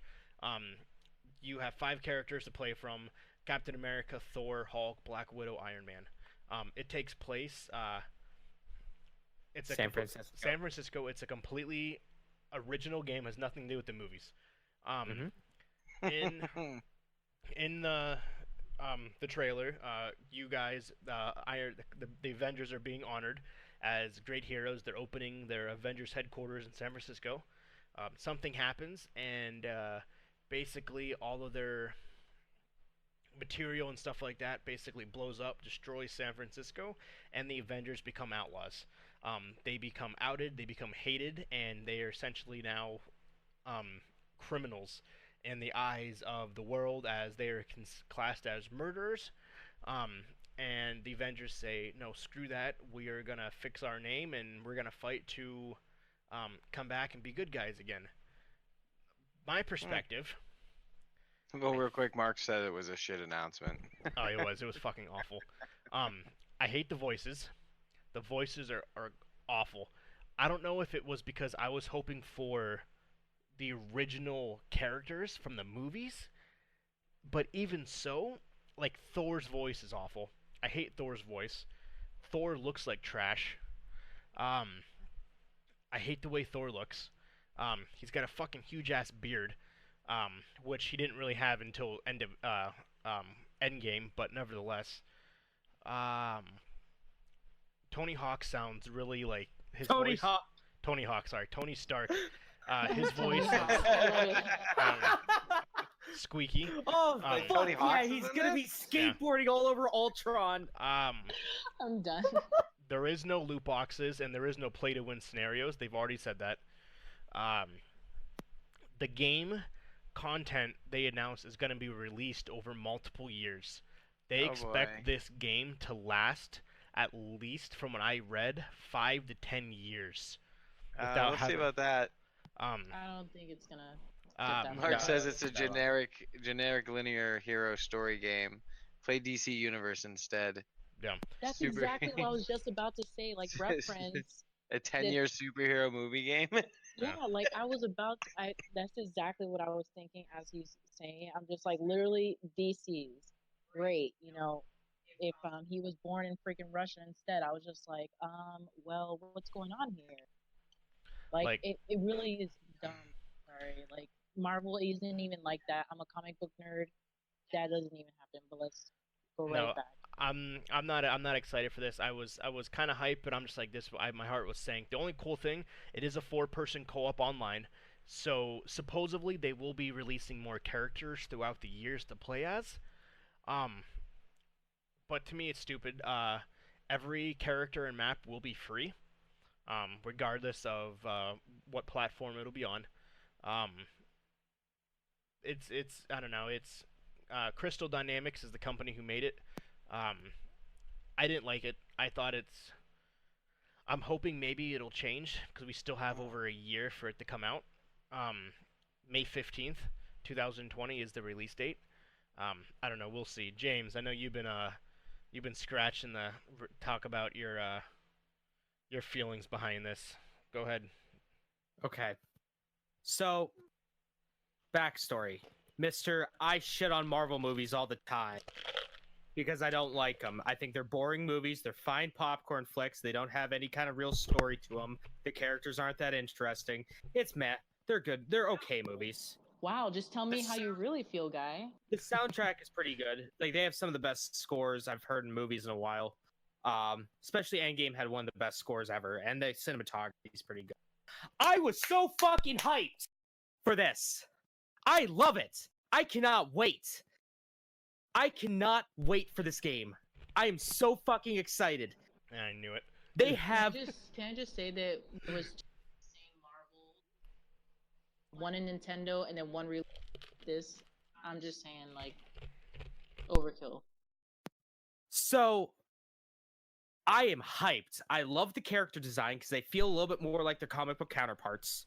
Gross. The voice actors are fantastic. I mean, they got Nolan North, Laura Bailey, and Troy Baker.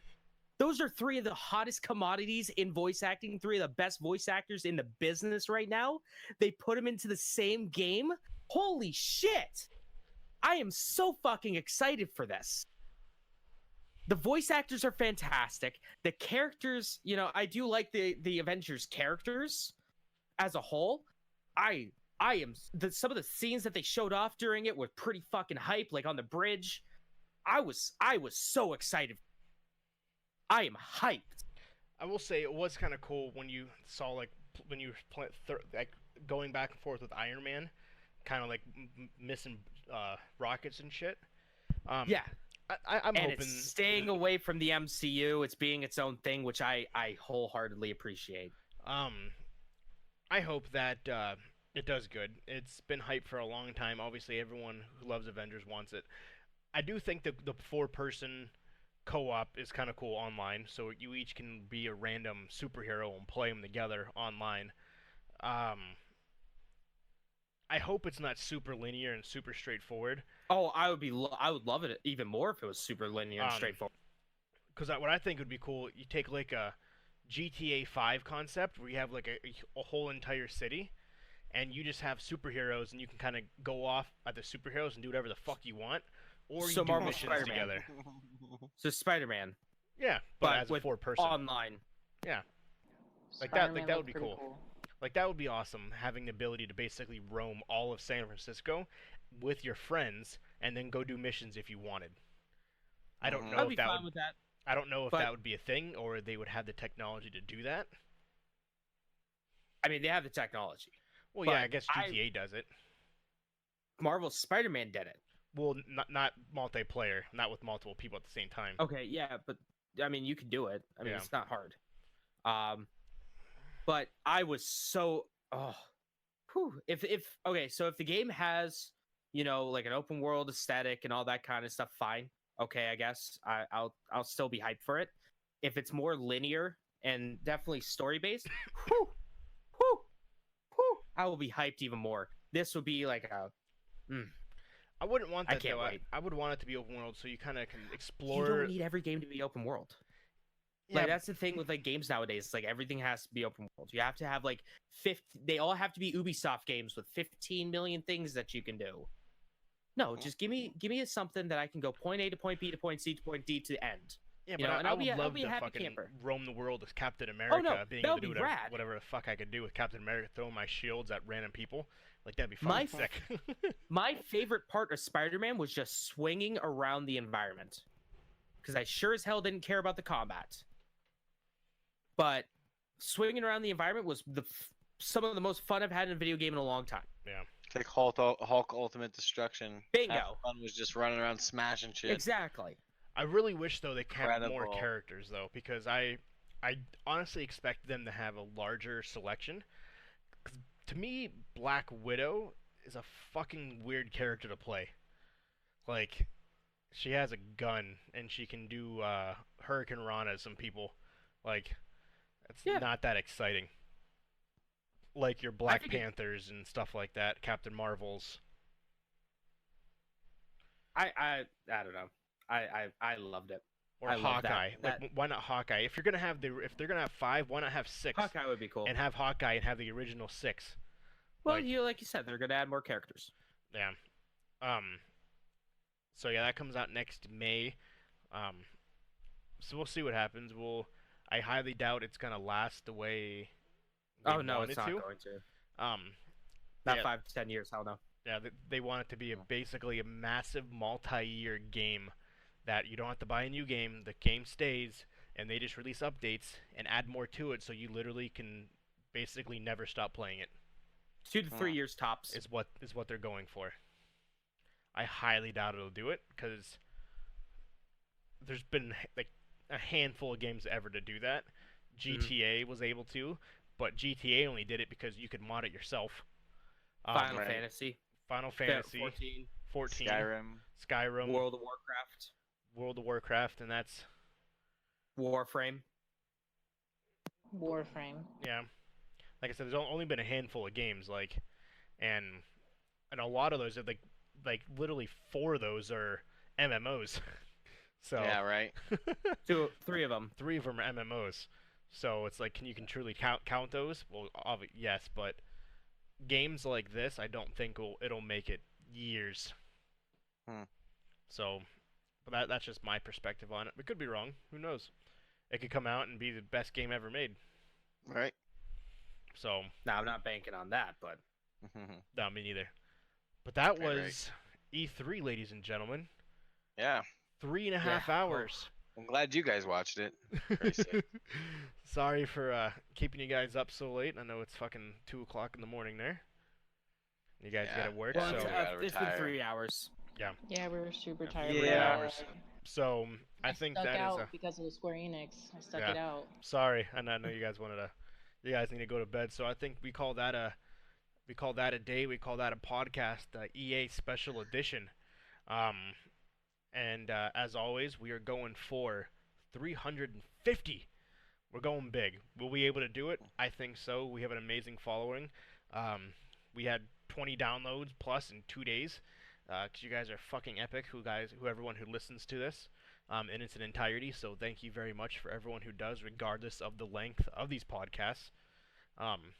Once again, I'm Jeremy, Captain Geach, Captain_Geach15, Twitter, Twitch, YouTube, Captain Geach15 on the gram. And you guys want to give your call outs and everything like that? James? YouTube.com/People8Studios, Twitch.tv/People8Studios, @People810 on Twitter. Go. Can you breathe first? Jeez. No. He doesn't like breathing. No, who needs breathing? Right. Splash Screen Gaming on Twitch. That's where I do my thing. But in the meantime, until I get the ball rolling again, why don't you just keep up with these two? these guys got it going on right now. We try. We're trying. And last but not least, Anna, aka Chisoma. You find me everywhere as Chisoma, even PlayStation. I'm soon gonna be doing conventions, so I'll probably be popping up in different places, different cities. So nice. Captain A, laying it down. Captain A, I like that. Captain A. I like that. So thank you everyone for joining us on this long podcast. They will be available anywhere podcasts are available. Once again, levelunlockpodcast.podbean.com. Follow us, like us, love us, and email us questions levelunlockpodcast@gmail.com, and follow us on the Twitter at what, James? LVL Unlocked Pod. That's LVL Unlocked Pod. Wow, that's like a meme now. It is. We got that down to a science. This closing. It is down to a science. Thank you, everyone. We'll see you next week, Sunday, 10 p.m. Eastern Standard Time. Love you. Thank you, and have a good night. Bye.